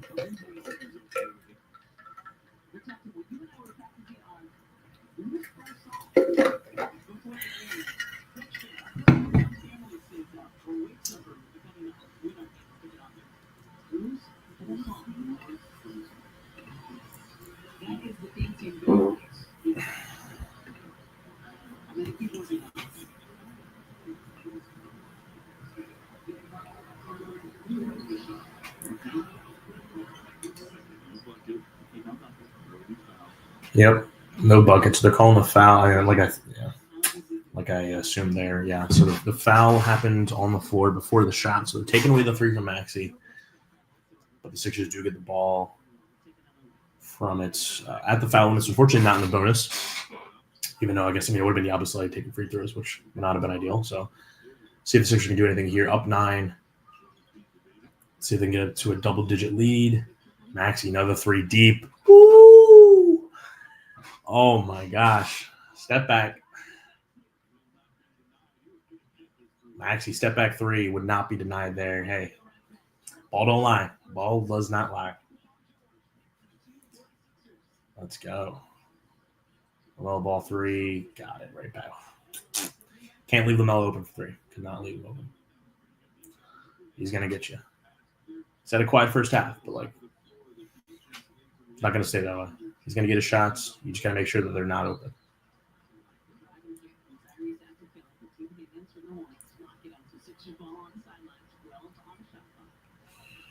Twelve on the shot clock. 49 seconds left in the first half. Sixers are up.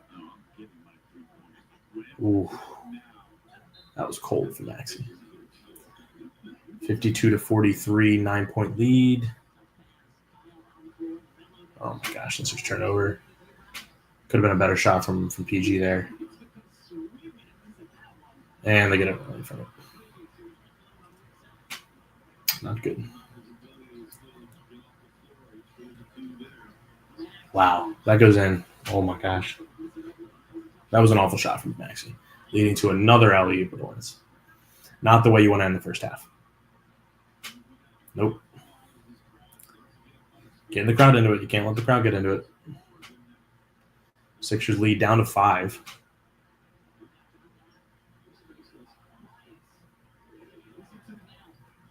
Three-second difference between the shot and game clock.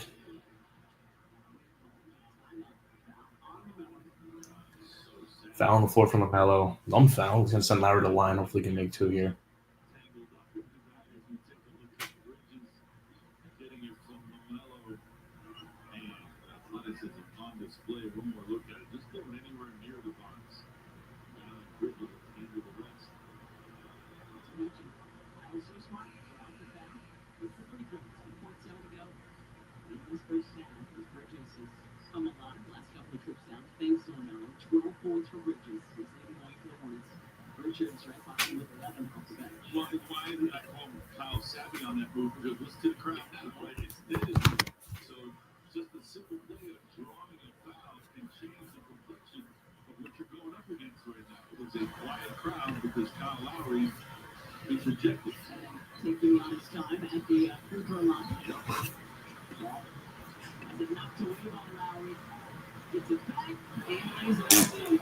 And Hornets pick a shot at 0.8. So they're going to head into halftime, up 54-49. Up 5. Wish it was more, but Hornets got a few buckets there at the end. Sloppy play. Can't do that. All right, I'm going to go through the stats here. Then I'm going to take a little bit of a break and hop back for the second half here. Sixers are up 54-49. Maxey's got 22. PG has 20. We're with 6. Strong with 2. KJ Martin with 2. And Kyle Lowry with 2. So not much outside of just PG and Maxey. But that's all right. Sixers got the lead. Got to get it done.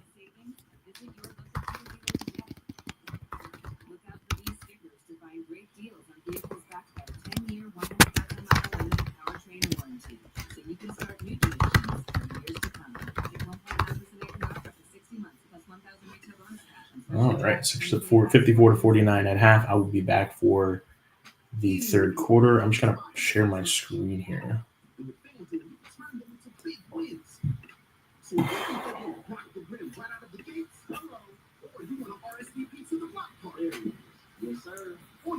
Stop in.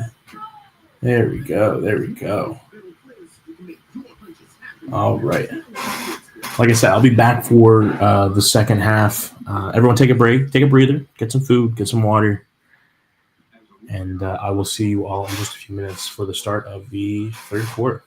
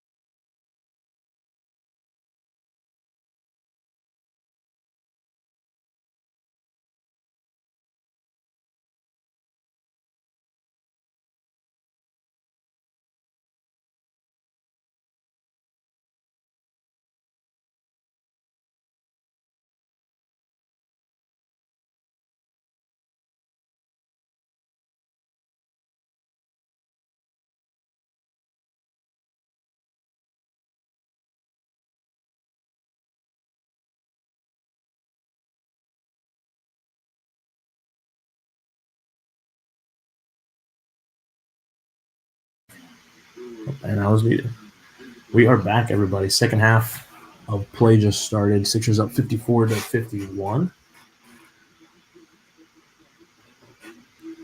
Maybe we'll keep this up for a little bit, just because it keeps just show stats and like that again. Yeah, PG with 21, Maxey with 21, Kelly Root 6, Drummond with 2, KJ with the bucket, Kyle Lowry with 2 free throws, 2 up 3 for your Sixers. I don't know. Do you guys like this? No. Let me know.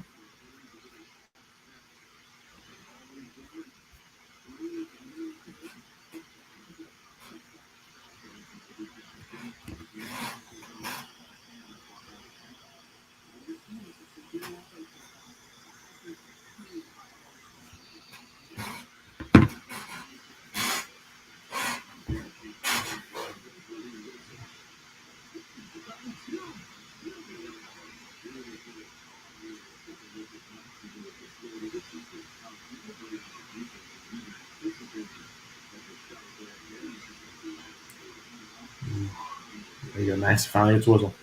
Maxey is the worst whistle in the league. I mean, this guy, and it's not like Maxey just takes jump shots. He drives the hoop a lot. You know, that's when you get a lot of your contact, and he just does not get a lot of foul calls. Got one there, but this is a guy that should probably be getting in line, 2 or 3 more times per game, and just needs some more respect as a star in the league. But at the line right now, second free throw coming here should put him up 58-51, and he missed it. And I jinxed it. Sorry about that. Drummond almost got the offensive rebound then. Hornets the other way. Miles Bridges 3 off the back of the rim, and Drummond's got 3 down. All right. Sixers up 6. About a minute and a half here into the second half. Yeah, Sixers 4 of 8 from the free throw line. Again, got to make it free buckets. Hornets have missed theirs too, but got to take care of business. As Oubre drives the hoops, gets the bucket there. Someone not the name Maxey or PG, which is new right now for the Sixers. Good defense from Oubre on Miles and grabs the board. Sixers the other way here.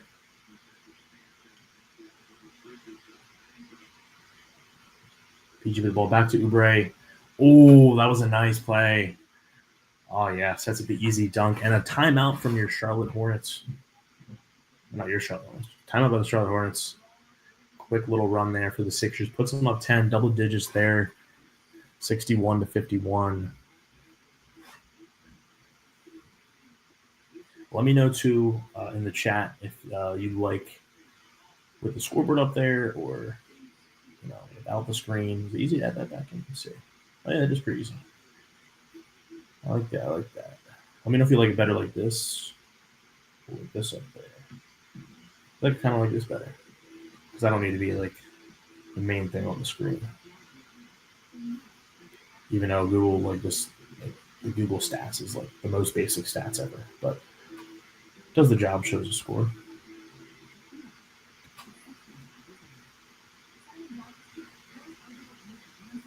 What's up, Miles? Appreciate you hopping in here, man. It's good. Hey, Sixers up 10. Can't complain right now. Can't complain. No Embiid, no McCain, no Bono, no Caleb Martin. Doesn't matter. I got to get it done. Got to get some wins. Be back to 500 here. Stay in the hunt. It's still early. Got to stay alive. Just gotta stay alive and get 1 to 10 seeds. NBA is a very friendly league in terms of making the playoffs. Something that Sixers have not taken advantage of yet, but we're probably going to be taking advantage of this year with the plan. You'd love to see them get the 6th seed, or one of the top 6 seeds, but that may be out of reach, especially with all the injuries. So, but no, appreciate you hopping in here, Miles. Trying out this. This is the first time going live for a game. Had a bunch of people in here earlier, like Patrick and Noah and Olivia. Jack was in here for a little bit too. A bunch of other people. So really do appreciate everyone commenting on this. This is start of our YouTube journey. It's been a little bit over a week now. Almost at 100 subscribers. We are giving away $25 for every 100 subs until 1,000. So by the end of it, we'll be giving away $250 there. So if you're one of the first 100 subscribers, you got 10 chances at $25, and you can win more than once there. So it'll all be random. So super stoked about that. We'll do other giveaways too that are subscriber only, whether it's tickets, merch, jerseys, you name it. Wearing a Sixers jersey right now. Got a beat on right now. So really do appreciate all the love we got. Of course, just thought I'd stop by for a minute for all the time that you stopped by my stream last year. Thought I'd even out her a bit. Yeah. Hey, no. Always appreciate when you like, you know, swipe up on stories and then DM us talking Sixers. Always down to talk ball. I know you're not a Sixers guy yourself, but hey, Warriors having a good year right now. Crazy game against the Mavericks last night. I wasn't able to catch the game, but just an absolute crazy game against the Mavericks, which could be a potential precursor for the Western Conference Finals. I know there's some good teams out west, like the Thunder and the Nuggets and the Rockets and the Grizzlies, to name a few. But Mavs and Warriors looking good right now. Looking like a potential matchup. 61-54. PG step back, got it. Puts him up 9. Does this not update in real time? Yeah, the Google's like behind right now, which is weird. Drummond rebound, Max the other way. You got a 2-on-1. Oh, that was a travel. Damn it. Oh, she just took like a weird step there. It looked like almost like a extended Euro. Try to get to the rim. I don't know what he was thinking there. Just kind of a brain fart for Maxey. Gets the travel. And unfortunately do not convert on the 2-on-1. Anytime I'm a Sixers guy, you know, I'm a basketball guy. Yeah, the Warriors didn't play good defense yesterday. That game hurt to watch. Yeah, I mean, neither team played defense yesterday. I mean, wasn't it? Yeah, it was like the most combined threes in a game, right, in history. Am I wrong about that? I feel like it was the most combined threes in a game. I know recently the Bulls, and I forget who the Bulls played in the matchup, was like the most missed threes in a game ever, because NBA now is just a bunch of threes.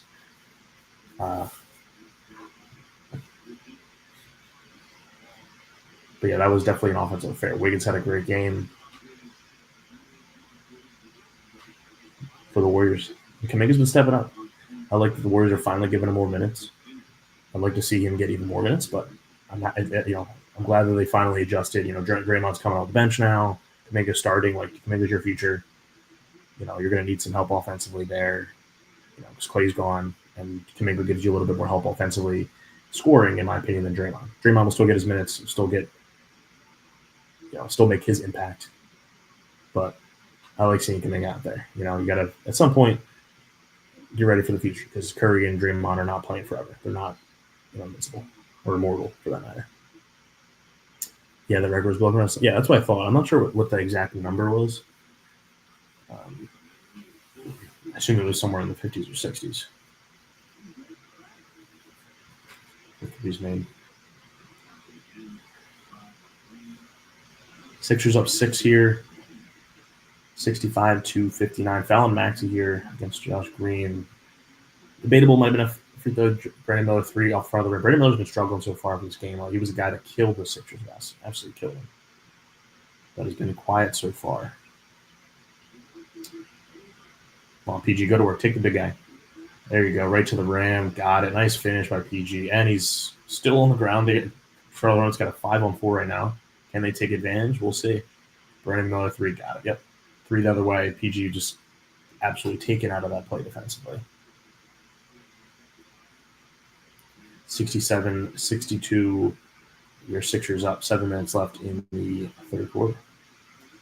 Yeah, it's because so many teams want to trade for Kuminga, so we got to boost his value. Draymond scored last night for sure. He had 5. Wow, 5 threes for Draymond. Is that a career high for Draymond? It's got to be. It's got to be. It's not. It's close. Wow. Do you want to trade Kuminga, Miles?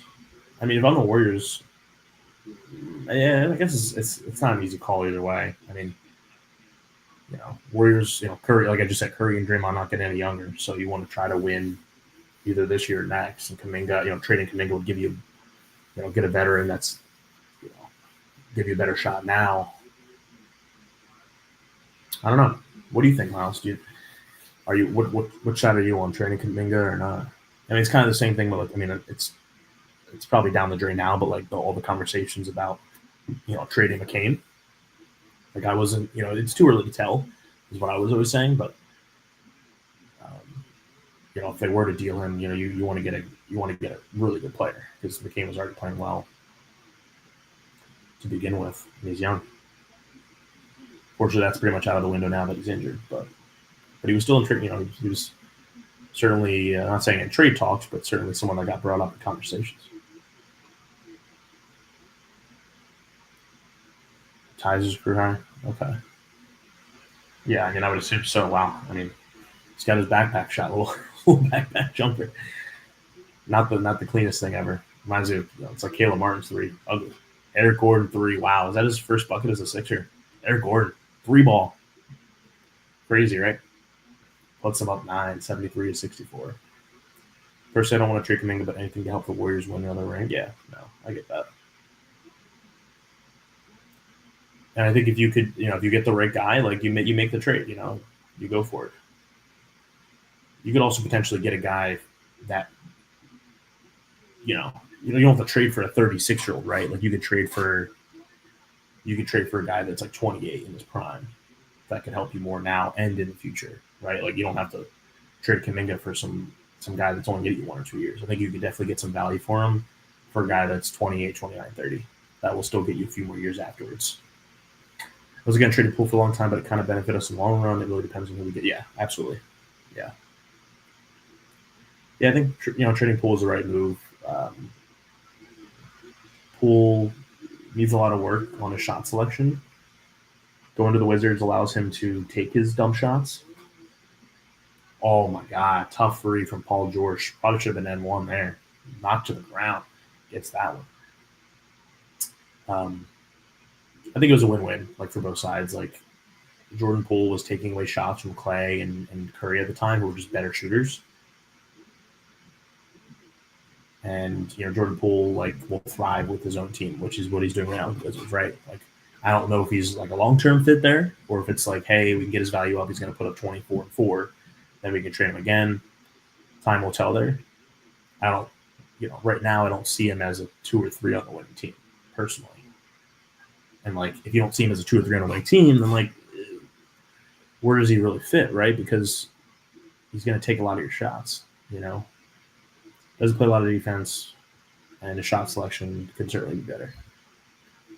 I wouldn't mind trading him for Lowry or someone like that. What you said, someone in their prime could help. Yeah, Lowry's been brought up in so many trade talks. I think his value's been overhyped. I've seen, giving up 4 or 5 first-round picks from, which I just don't think he's worth that. I think a lot of his numbers are inflated because of his situation. Right? I'm not saying he's like what he was back on the Bulls, but he's certainly not a 25 point per game player on a good team. Not that you need him to be, but still, I think it's a little inflated. To trade 4 or 5 first-round picks for Lauri Markkanen, you want to make sure you're getting a star there. But he certainly would be a good fit for the Warriors. He could space the 4. He's a big body, which the Warriors definitely need some more big bodies. So if you can somehow work something where you're not throwing the absolute boatload at him for Lowry, I think you make it happen. Which, if I'm the Jazz, I'd be making a trade. I don't know why why would you hold on to Lowry who's not going to be part of your future? I think he's 28, right? He's 28.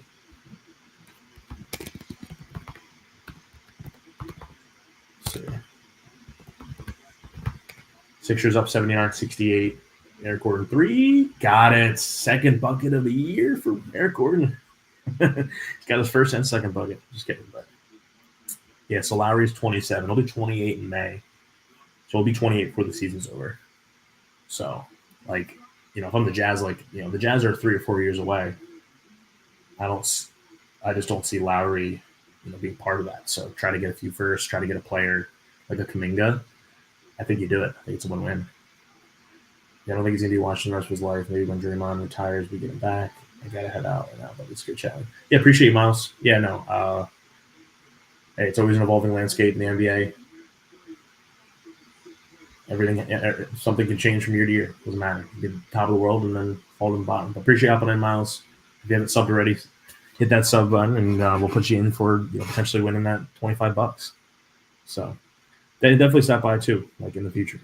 I know this is mainly Sixers talk, but we could talk Warriors, we could talk NBA. All that still affects the Sixers in one shape or form.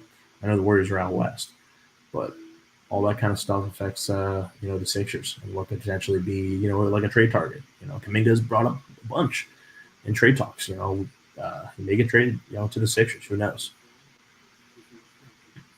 Depending on what happens. That's why they gave KJ Martin a tradable contract, right? So let me know too if you like this scoreboard up here, like I have right now. I can either do it like myself as the main screen, or just kind of chatting, watching the game together, or can add in the scoreboard up here. You can certainly scroll down a little bit so you can see more of the points. Maybe that's good because you can still see the scoreboard. There you go. Is that better? You can still see the scoreboard at the top, 82-70. And then you got PG 28, baby. 28, 4, and 7. We're not even in the fourth quarter yet for PG, and 27 for Maxi. It's a PG and Maxi game right now. Combined 55 points, 55 of the 82. My math's correct there. Coming from PG and Maxi. So your two studs, two big ballers, two big money guys stepping up so far, which is what you like to see. You need it, No Embiid, no McCain. You got some of your top scoring options out tonight, and you're going to need that from Maxi and PG. Not just tonight, every night, but it's good to see so far what they're doing.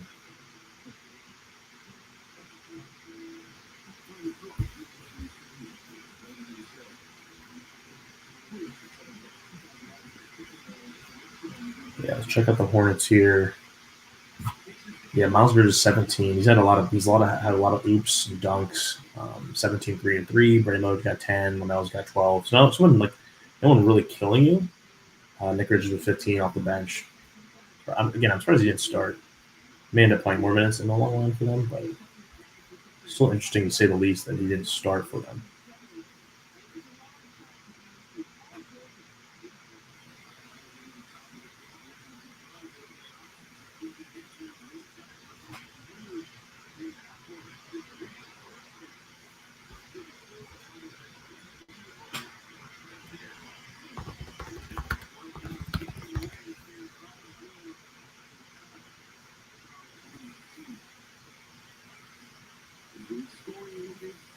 Yeah, Maxey and George only 2 in double digits. Drummond's got 9, Oubra's got 8, and then Eric Gordon's got his pairs threes. Maxey tough layup. Probably should have been foul there too. I mean, geez, this guy's not going to call. 84-70. Maxey tough get back. Oubre with the steal. Should be in trade. That should be a clear path foul, Jim. And he gets the layup. Puts him 16. Another timeout. Wow, another quick timeout from the Hornets. Up 16, 86-70 with 3 minutes left in the third quarter. A little bit of breathing room. Let's go. Got to end the third quarter well. Going to the fourth. They had games this year where they go into the fourth quarter. The last 2 minutes of the third quarter where they just fall apart and they let teams get back into it. Single-digit game, which makes for a tough fourth quarter. You got to keep us a little cushion here.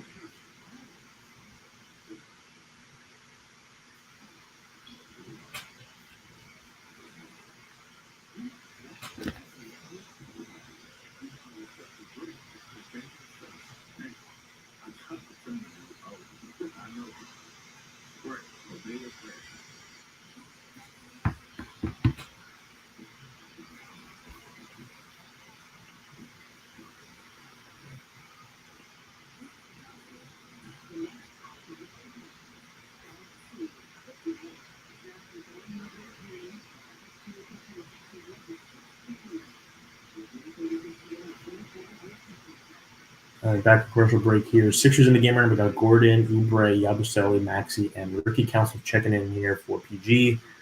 Nice little play there for the Hornets. Dishes it off to Nick Richards for a dunk. Like I said, got to limit it. Got to keep him up. Got to get that 10-point cushion going into the fourth quarter. Can't let him get a little run here going into the fourth.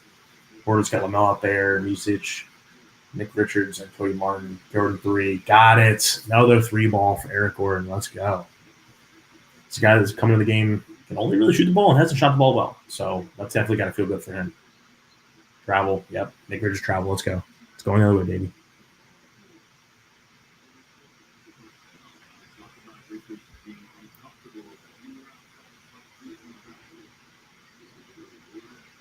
Let's go. Yeah, third three of the game for Eric Gordon. This guy shoot it. Well, Maxey, no foul? Wow. Wow. Okay. Nice. Good steal, Ricky Council. Foul. Nice. There you go. I don't know if Maxey didn't get the foul call, but hey, I'll take it for Ricky Council there.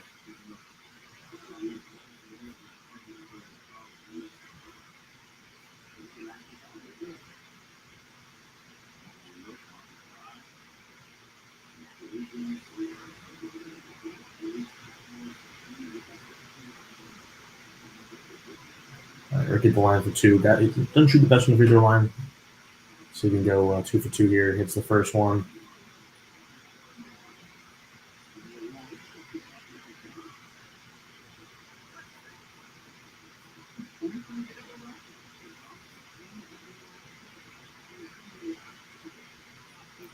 And Ricky hits both, puts him up 90-72.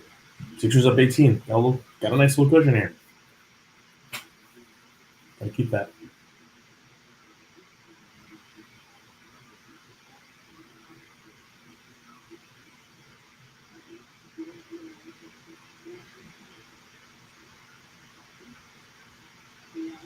Oh my gosh, Shaq did a full miss an open layup. Trey Mann. That was an ugly shot. Cody Moore hit him the wide open layup and missed it. Probably should have gotten a little closer and hit off the rim. Try to swish it. Yeah, Yabusele 3 off the back of the rim. Hornets up 19, or Sixers up 19, 91-72. Liddell drives the hoop, misses it. Another two layups missed in a row by the Hornets. Sixers the other way. Ricky Council in transition. Just a reckless layup. Oh, that was a lucky foul call. Ricky Council was way out of control there. Probably should have passed that off to Maxey. Got bailed out by that foul call there. Sixers in the bonus with 1:46 left. Ricky Council to shoot 2 free throws, potentially to put him up 20 in this game, which would be huge. Nice little cushion. Like I said, a few times this year, the Sixers have let teams get back into the game at the end of the third quarter, leading into the fourth. And so far, they've done a good job of expanding the lead so far.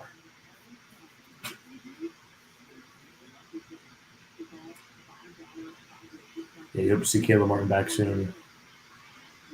With back injuries and stuff like that, those are the type of stuff that can linger. Something that could be a few days, a week, multiple weeks. Those ones are tough. So we'll see when you get him back. I know he struggled this year offensively, but still a guy you want on your team getting minutes. Guy that can grab boards, guy that can play amazing defense. And in times like this with no Embiid and no McCain, maybe get back in a rhythm, get a shot back a little bit. Sixers up 21, 93-72. Maxey 3 off the front of the rim. Ricky almost got that offensive board. What's up, Padidua Isos? Appreciate you hopping in here, man. I know I just butchered your username there. But appreciate you hopping in here for this live. I've been live the whole game. This is the first game that I've done. Justin, unfortunately, can't be here for this. He's away right now on vacation. So we'll certainly do some more in the future, like with both of us. But trying this out today, I had a bunch of people hop in here already. I can add you to the list. Sixers up 93-75. Less than a minute left in the third quarter. Uber out to Ricky Council. Pumps a 3. Heading to the rim. Ooh, I think he should have got a foul call there. No foul? Oh, wow. Hope you're doing well, though. Padidwa. Ooh, tough layup. All right, come on. Slow it down. See if they go for 2 for 1 or they slow it down just to kind of waste some time here. Looking like they're slowing it down.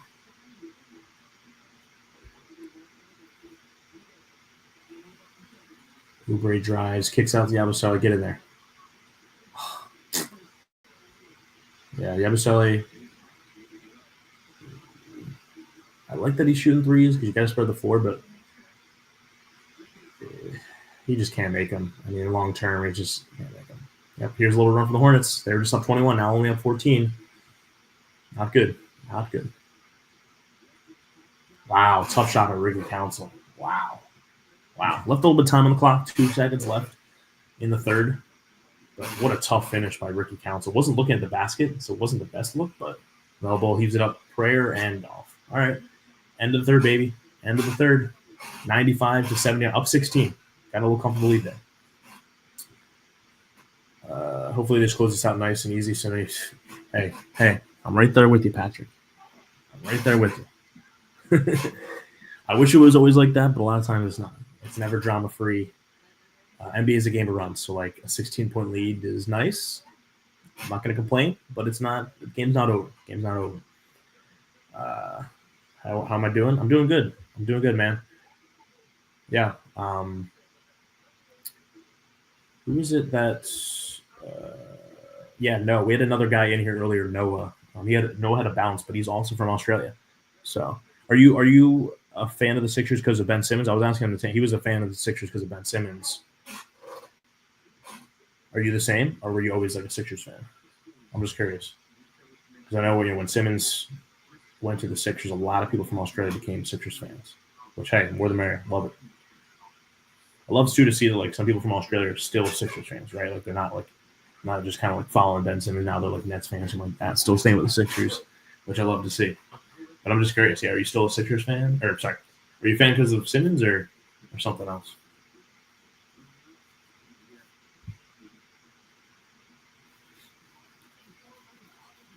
I love too to see like all the Sixers fans from all over. We have people from all over in here. Yeah.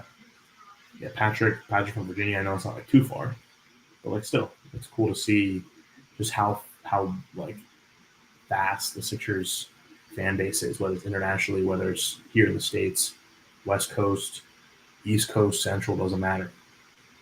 All Sixers Nation. Doesn't matter where you are, where you're from. All Sixers Nation. We're for one team. That's just like the power of sports right there.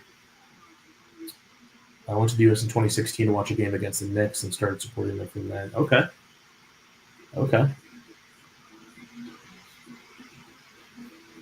Was that the TJ McConnell game winner or no? I mean, that was a crazy game. I don't know if that was 2016 or not.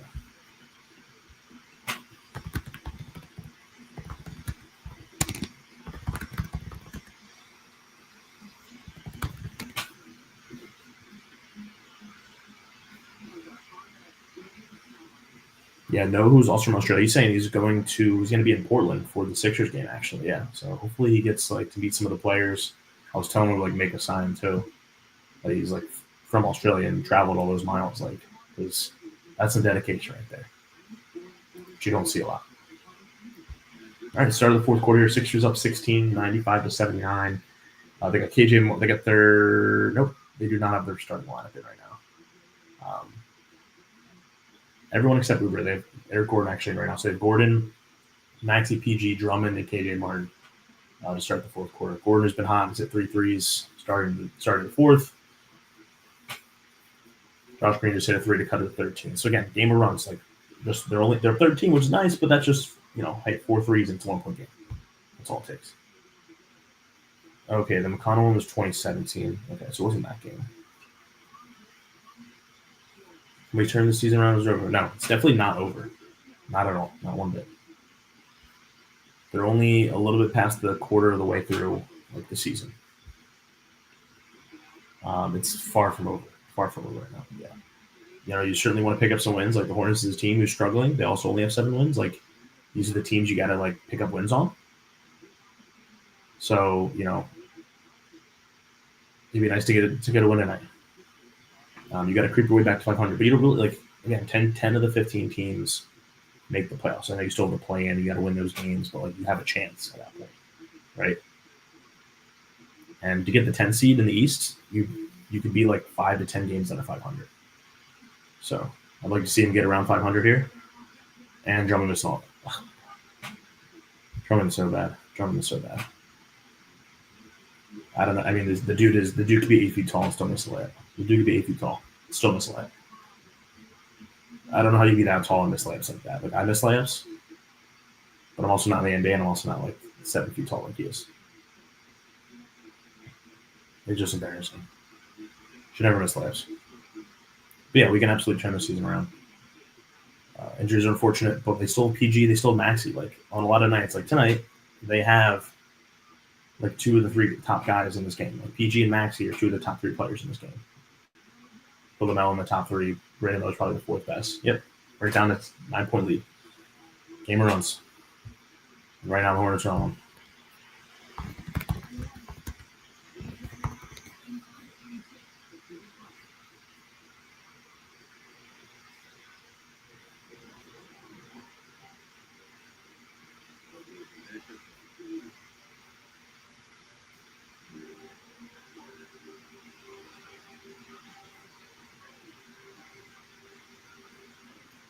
Another commercial break here. Sixers have blown this big lead, now only up 9.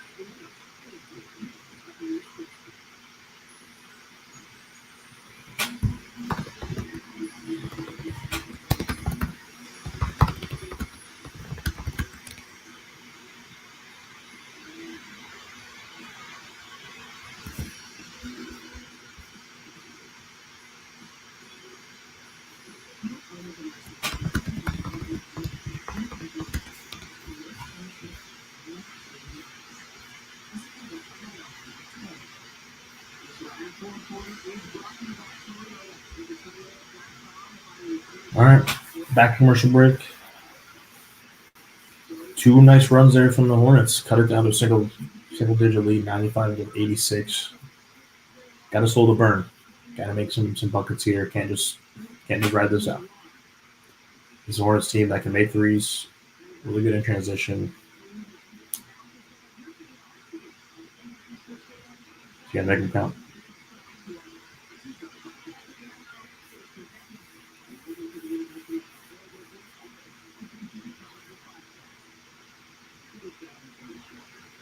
Lowry checks in the game. We got Lowry, KJ Martin, and right out of the break, foul on KJ Martin for pick. Probably a flop, classic NBA. But nonetheless, like, can Kyle Lowry not bring up the ball without a screen? Can he not dribble up the pass half court without help like that? Just dumb turnovers you just can't have. Yeah. Like KJ Martin in the game, PG, Drummond, Lowry, and Eric Gordon. And Josh Green 3. Are they going to blow this? They're going to blow this 21-point lead. Looking like it right now.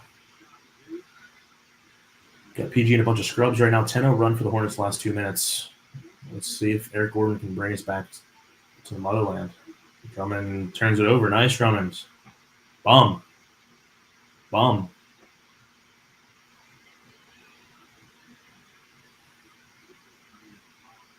I mean, Drummond should not even take a dribble like that.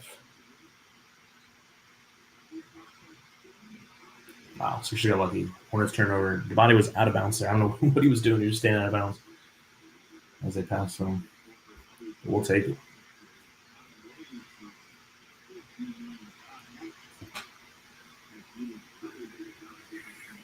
Drummond's checked out. Oubre back in the game now. Yeah, KJ Martin's out too. I assume Yabusele's in too.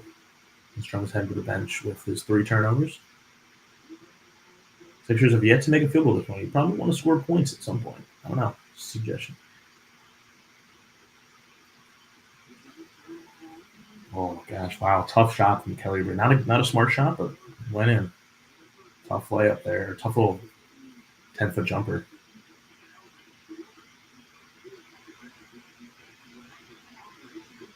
PG and Brandon Miller, good defense there. Wow, tough finish from Brandon Miller.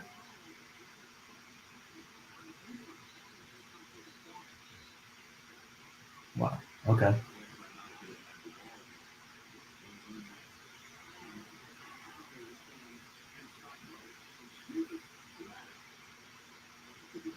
And they just stopped playing because Brandon Miller's hurt. Okay, cool. Didn't do that when Paul George was on the ground.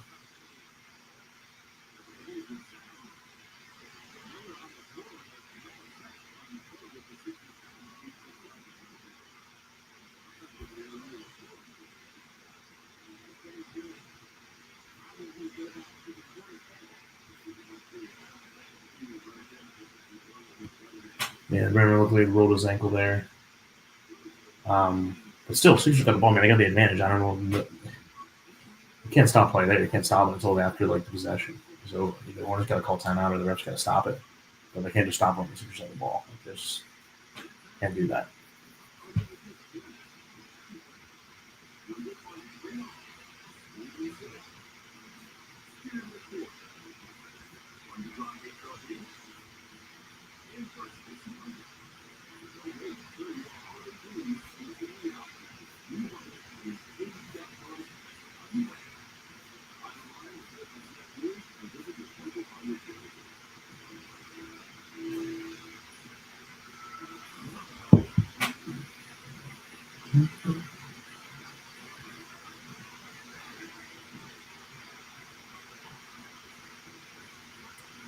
(97-91). Sixers up 6, 8:20 left in the fourth.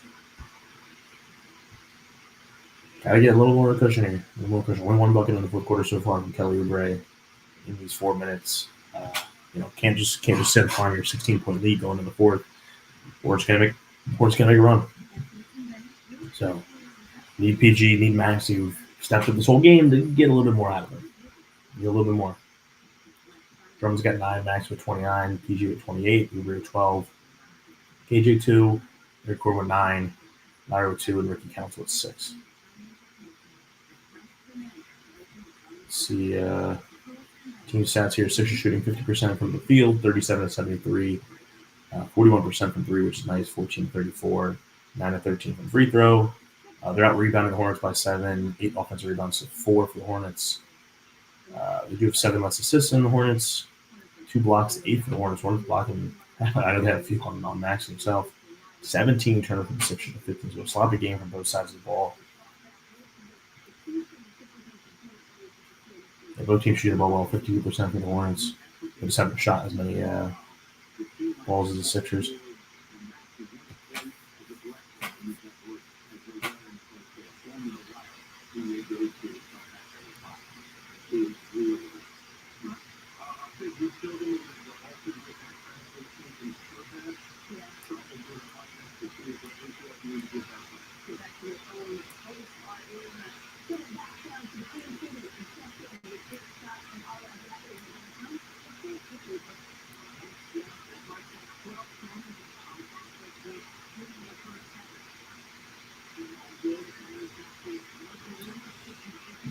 Yeah, PG on the floor right now. Man, Maxi on the bench. PG, Abaseli, Kyle, Oubre, and Eric Gordon. PG with the ball right now.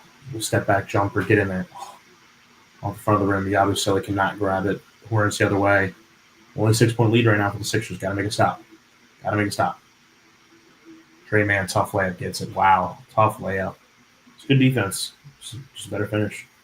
Sorry, that was wrong. That was not Trey Man. My bad. Only a 4-point lead now for the Sixers, who once led by 22 points.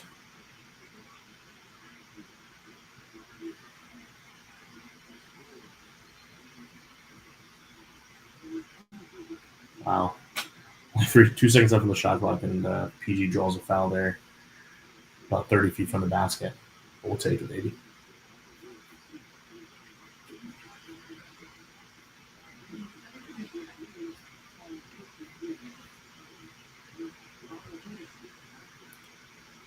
PG to pass it in here. Shot clock resets to 14 seconds. Maxi's checks in the game here. Hopefully get more of an offensive spark outside of just PG. Let's get a little play going here instead of just standing around. Oubre drives to the hoop. Tough layup. Gets the foul call. Nice. Way to be aggressive.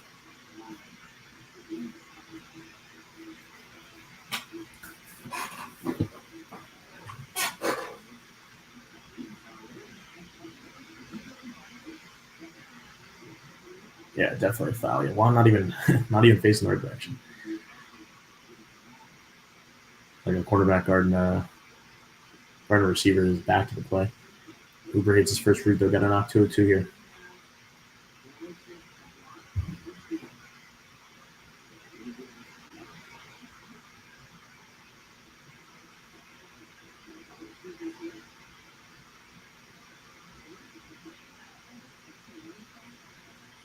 There we go. 2-2 from the line. Got to get those free throws. As easy as it sounds. Got to make them. The Sixers back up 6, 99-93. 7 minutes left in the fourth here. See the Hornets turn to try to get him this lead. LaMelo, again, minute restriction, so you may not be seeing a whole lot of him in the fourth here. So they're going to rely on some other guys like Bridges and Brandon Miller in the back end. Cody Martin open 3, misses it, but maybe just get the rebound. Got to box out. Got to box out. You're nervous? Yeah, I'm nervous too. I mean, they were up 20, 21, 22 at one point. So, again, that means nothing. It's a game of runs. They're up 16 to start this fourth quarter. Now it's down to 4. Got to make your buckets. Got to play defense. Oh, Lowry almost got in one there. Damn. Still got the foul. Which is good. I mean, hey, when you're struggling, they're struggling to get a bucket right now. Got to get, get the free throw line, get a little bit of a rest. But they got to box out. They got to do the simple things. Can't be giving up second chance points. Miles Bridges is going to be right there for it. Got to box out.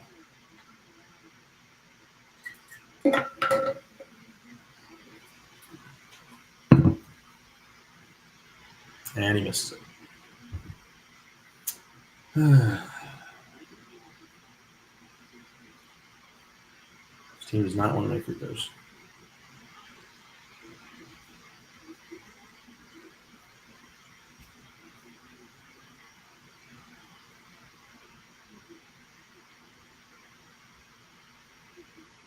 And he makes second. All right, there we go.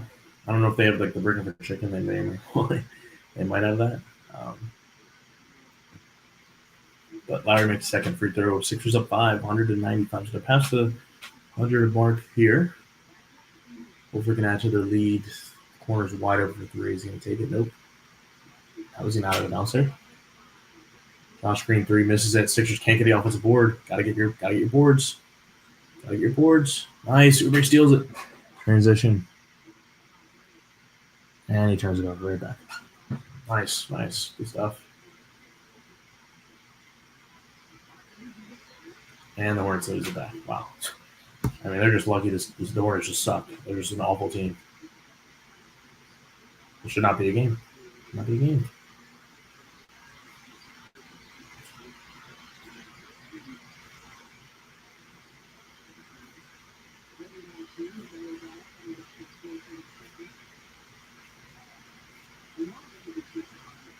We're all about to check back in the game. 6 minutes left in the fourth. Passing the halfway point of the fourth quarter. Got to get some buckets here. Come on, PG. Need a little bit more out of you. Just a little bit more. Or Maxi, 1 of you two. I want you to step up this game. We go Oubre 3, wide open, get in there. Nice. Needed it. Great pass for PG. Open look there by Oubre. That's what you need. Looks like Drummond and Eric Gordon about to check back in the game for your Sixers. Wow, what a pass from him. Come on. Clamp up. Step back 3. Cody Martin, nope. And Sixers cannot get it. Oh, my. That's just, no. I don't know. Sixers just can't get boards.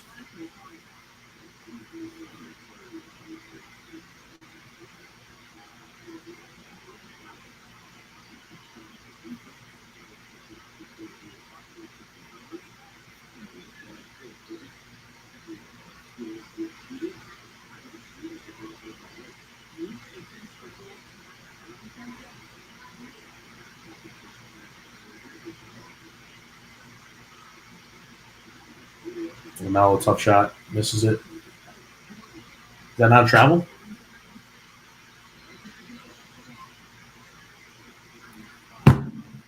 Somehow got a timeout. I mean, that was literally a jump ball. I don't know how you call it. Timeout there. Also traveled there.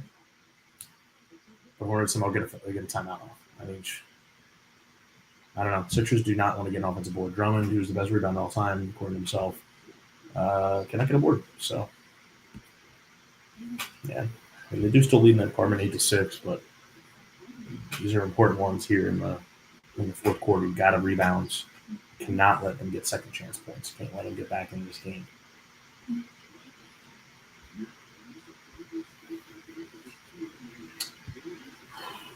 Let me know though. Let me know in the chat if they're gonna win. I'm a little nervous, but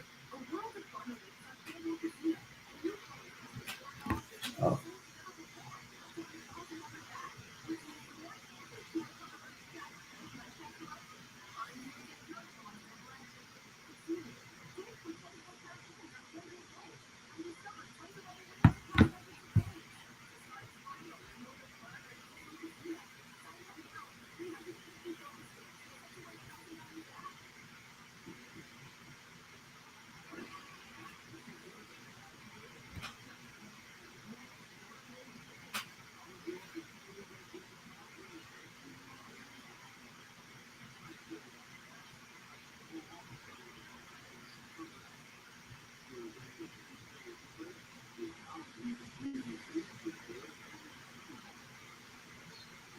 Yeah, 8 points so far in the fourth.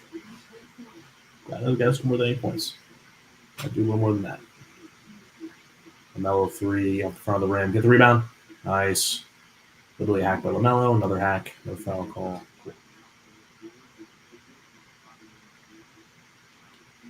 Sixers up 8. 103-95.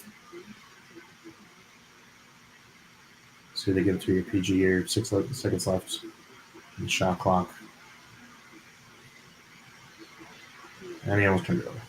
1.5 left in the shot clock. I mean, they're not getting any kind of set. They're just dribbling around for a bunch of time and then looking to chuck up a shot.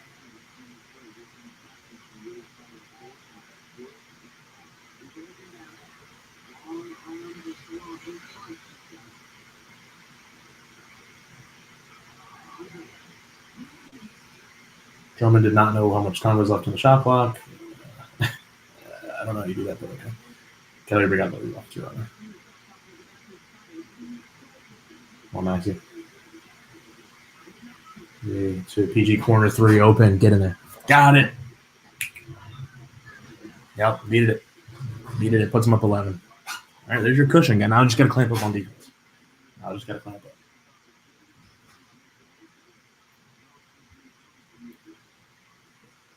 Come on, get that. Nice. Little steer. Okay, slow it down. There you go. Get pass half court. Here. Oh, last play was good. A little open 3 from Paul George, which he hasn't been open a lot this game.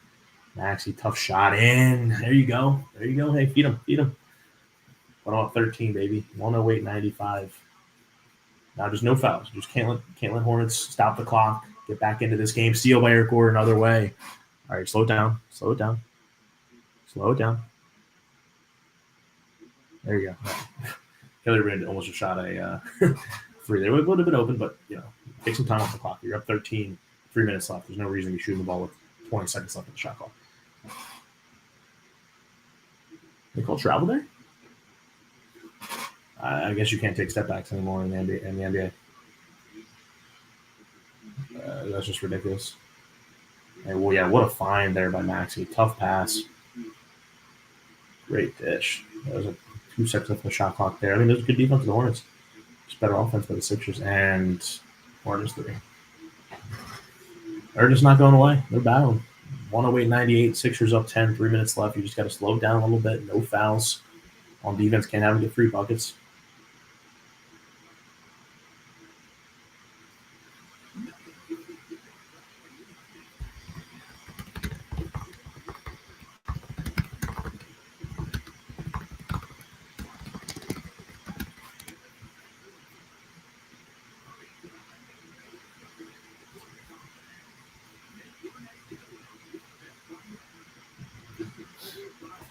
How we feeling? 10-point lead, 3 minutes left. Can they pull it off? I like their chances. Maxey and Paul George have gotten some good looks to go. They've put all the pressure on Maxey and PG so far. They've come through for your Sixers throughout this whole entire game. Right now, here in the fourth, late in the game, with all the eyeballs on them. Now they just need to slow it down a little bit, look for a shot, and clamp up on defense. No fouls, can't stop the clock, can't let them just get easy free throws. 30. Don't foul 30 feet from the basket. You got to make sure you waste some clock here. Make sure the Hornets are getting into a set, waste some shot. Yeah, PG and Maxey over 30 points now. PG with 30, Maxey with 32. PG shooting a little more efficiently, 12-18 from the field versus Maxey 12 of 28. So you'd like to see Maxey shoot a little more efficiently, but again, they need someone to be shooting these balls. I would rather Maxey than Kelly Oubre or Drummond or any of these other guys. You got Oubre out there, PG, Maxey, Drummond, and Gordon. Wow. And one for PG. Wow. I didn't think he was going to shoot that early in the shot clock, but he got it to go. We'll end one there. Can't guard him right now. I mean, he's just unguardable. That's why you brought him in. Tobias Harris, he ain't going to take over games for you when Embiid's out. And you're going to take over games. Paul George, he can take over games. He's playing like a number one option right now. He's playing like a number one. He wants the ball, and he's getting it. He's taking advantage of it. And PG converts the three-point play, old-fashioned three-point play from the line. 111-98 Sixers. Up 13, no threes. Guard the perimeter, no fouls. You'll give him the easy bucket down low. Just no threes. Miles Bridges, 3 off the back of the rim. Tough 3 from LaMelo. Wow. that was just such a dumb shot. Sixers will take that, but still cannot get a board. PG Drummond, best rebounder all time, cannot get a board. Maxey gets the board. Nice.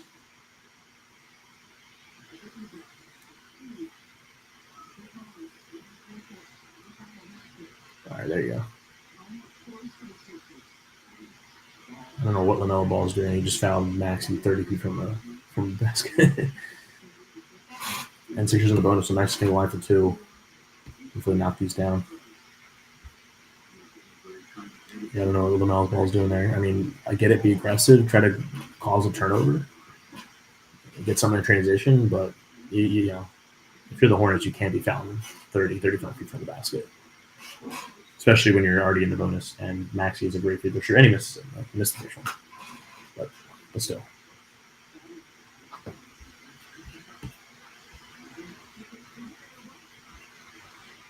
Yep, Birkin for Chicken is available. Okay. Oops, I don't know why I just left the game there. I wanted to see what they. And Maxey misses both. This team does not shoot free throws. I don't know what they do at practice, but they do not shoot free throws.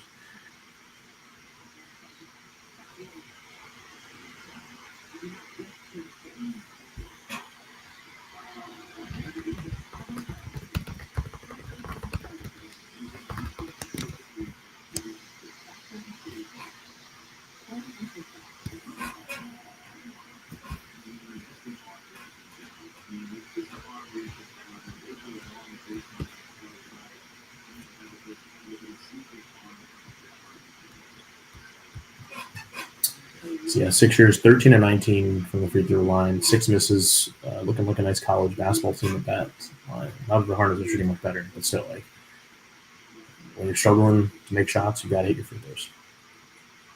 Got your free throws.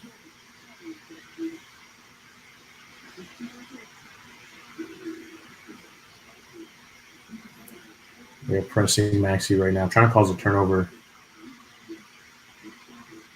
No foul on Elder.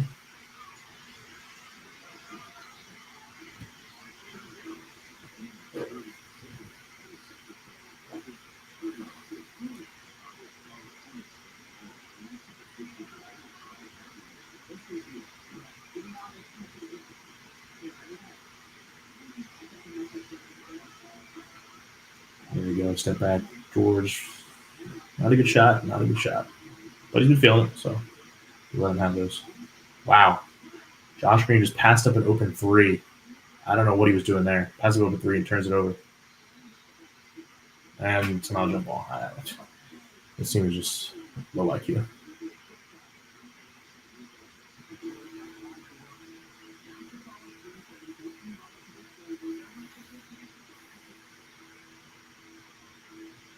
$111.99. Sixers up 12. See if they can win this jump ball here, get the ball back, waste some more time. Hornets are at the foul limit. So again, you don't want to foul here. Stop the clock, give them free throws.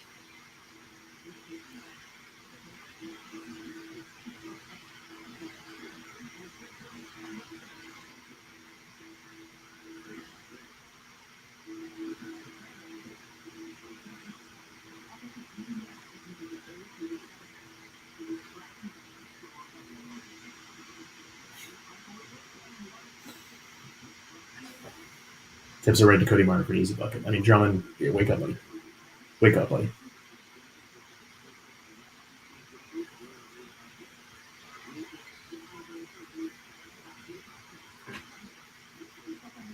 I don't think Drummond will get a rebound if he was going for it.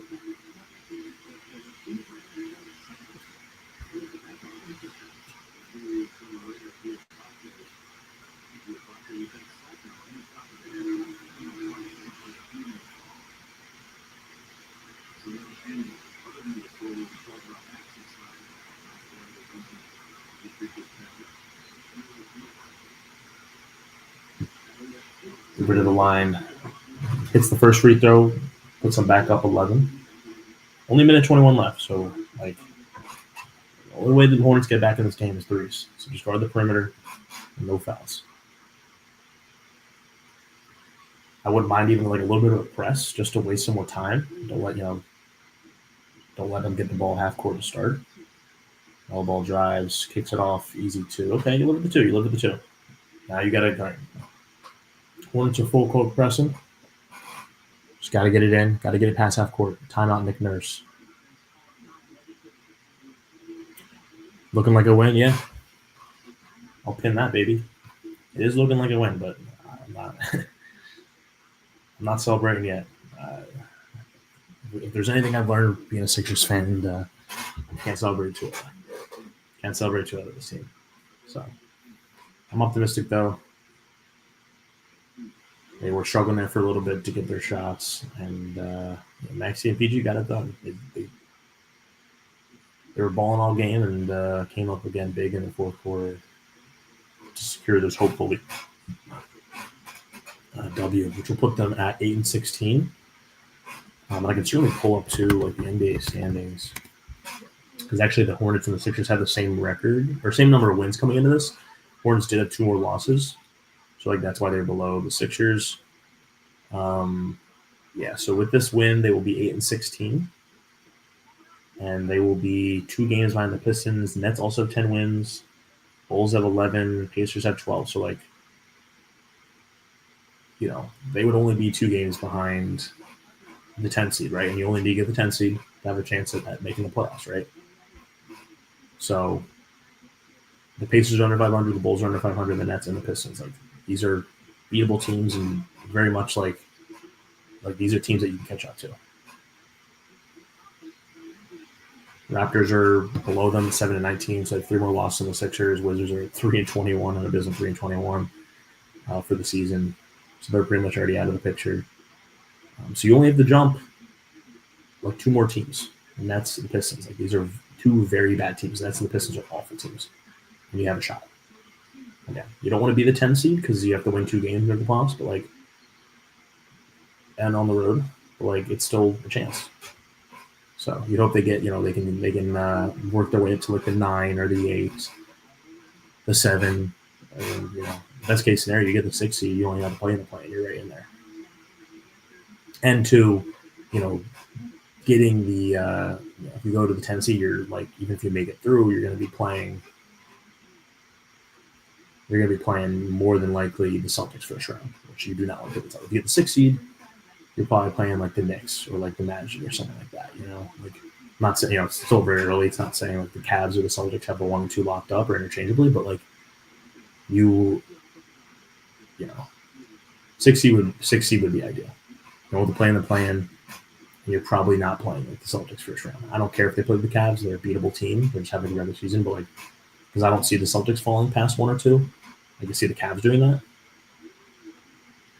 So, yeah, you just want to make the playoffs first off, but you can avoid the plan and avoid playing the Celtics, you're in a pretty good spot for the Sixers. Embiid again should be healthy by then. He's only out like a week here, but who knows what happens between now and then. McCain's unfortunate. We'll see if he's back by then, but even if you don't have McCain, you still have Maxey, PG, and Embiid. That's still a 3-headed monster going to the playoffs.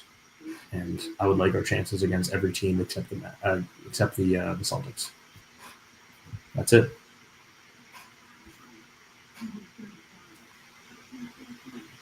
Sixers up 10, 50 seconds left. So it's looking like a win. I'll hang on here for a few minutes after the game if anyone has any questions or just want to hang out, talk some Sixers. This has been just a super fun first live game stream. We're at about 2.5 hours here of stream time. Started probably a little bit too early for the game. Usually, NBA games start a little bit after the time. Probably started a little bit too early, but that's fine. Took a little bit of break for halftime. But had a great time with you guys. Shout out to Padidawa. Shout out to Patrick, aka J Balvin. Shout out to Miles for stopping in here. Shout out to Jack for stopping in here. Shout out to Noah. Shout out to Olivia. Shout out to Justin. Had a bunch of you stop in here. I know there's probably even more people that were just listening and didn't comment, but this has been such a fun journey to go. It's only been doing this for a little over a week now. This is the first game that either of us have done. Obviously, we want to do some games together. Justin's away right now, so we'll certainly do a game in the near future of us two together here. Maybe we'll get to see some of Justin's impressions. He can do a good Brett Brown. He can do a Joel Embiid. Maybe we'll get some impressions on here too. So we'll certainly, it's a long season, a lot more games to be had and be played. So we'll do a lot more of these.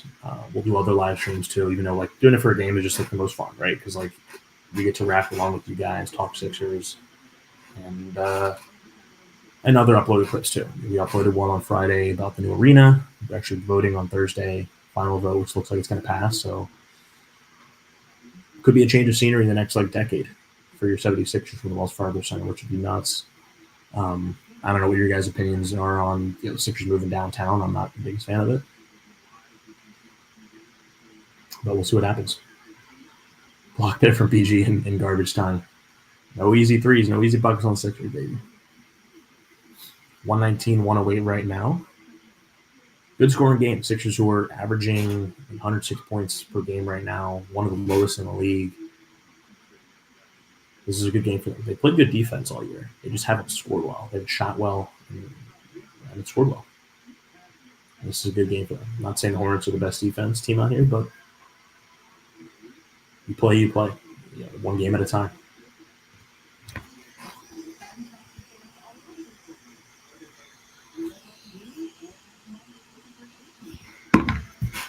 And I can actually pull up here the upcoming games. They're actually going to be home on Friday at the Hornets, the same team. Again, beatable team. You got to pick up these wins. And then they're at the Cavs on Saturday. So they do back-to-back Friday, Saturday. So Embiid will be missing both those games. Cavs, good team to begin in Cleveland, and they're home again on Monday against the Spurs.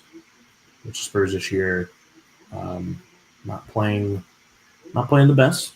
They're 500, but good team there with Wemby, everything like that. Actually, let me share my screen. Actually, I'll go through the stats real quick. Sixers win. Let me add that as a banner.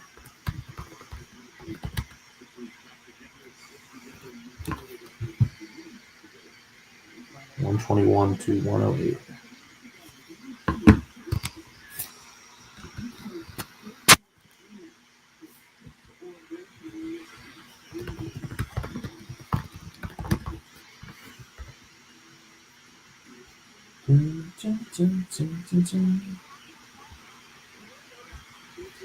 Sixers win 121 to 108. To go through the stats here, Drummond at 9 points, 15 rebounds and assists. Max with 39, almost like 40 burger.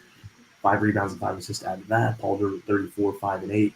Kelly Oubre adding 19 points, 8 rebounds and 4 assists. Had a good second half there in the fourth quarter. Eric Gordon got a few timely threes at 9 points, a rebound and assist.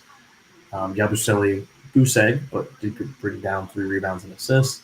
Kyle Lowry at 3 points, Ricky Council with 6. For the Charlotte Hornets, Mark Williams at 7, Miller at 12. So they were to neutralize Brandon Miller, had a great game against them last time. Miles Bridges led the way for the Charlotte Hornets with 24, Josh Green at 10, Carmelo at 15. And overall, they shot well, 41-80 from the field, 16 to 38 from 3, 42% there. Again, would like to see them hit more free throws, but they did have 30 attempts. They're slow to start in terms of attempts, but were more aggressive in the second half. Won the rebound battle. 20 turnovers, way too much for your Sixers. You can't have that happen against like a good team there, even though they've been overall decent in the turnover margin, which has been one of the only things statistically that they've been good as a team here. Actually, let me share my screen for the standings real quick before we wrap this up. If anyone has any other questions, comments on the game, Sixers got the dub, moved to 8-16 on the year. Been a really successful stream here. Sixers, so they'll be 8-16 now. Like I said, they'll be 2 games back of the Pistons, 2.5 of the Nets. Bulls, they'll be 3 games back.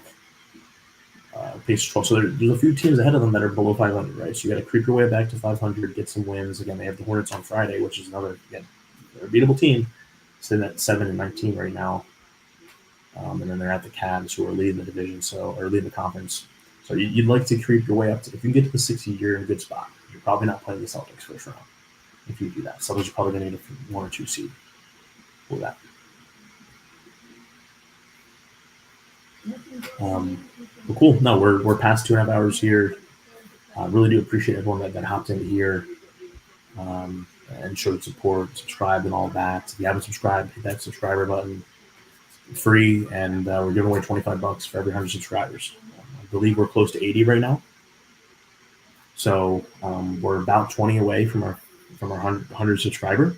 So we'll give away $25 for that, and then for every 100 subscribers after that, we'll give away $25. So if you're one of our first 100 subscribers, you will have 10 chances at $25. There'll be duplicate winners. You can win all of it. If the odds fall in your favor for that. So. And we'll do other giveaways too for subscribers, like off-season tickets. I'll be certainly giving away tickets here and there, merch, jerseys, you name it. Maybe we'll come out with our own Sixers Mania merch line at some point too for subscribers and followers and all that. But I really do appreciate all the comments, questions throughout this stream. Drop a like. Check out our recent videos if you haven't already. If you have suggestions for our channel too, we're always taking suggestions. Finally picked up a ring light for this stream here. Slowly getting better. Certainly get the technology up a little bit more and just an overall better experience too for these types of things. So this is the first live stream that either Justin or I have done for a game. Had an absolute blast. And maybe we'll go live on Friday. Justin won't be here. He's away for a week, so it'll just be me. But maybe I'll go live again on Friday for the game against the Hornets. But no, thank you all for hopping in here. I'm going to end this now. If I missed any questions or comments, slide or DMs. We're always around for that, and hopefully we'll see you for our next live and or our next uploaded video. Appreciate you all. Everyone have a good night. Cheers.